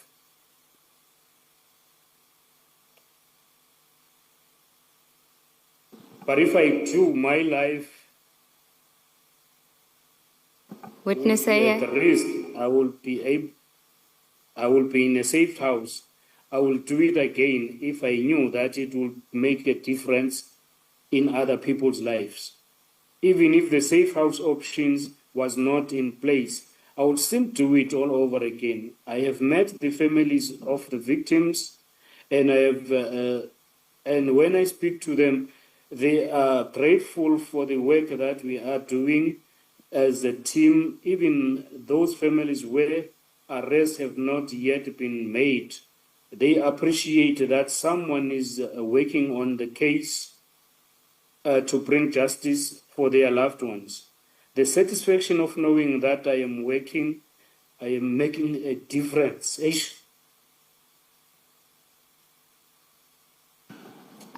Witness A, are you okay?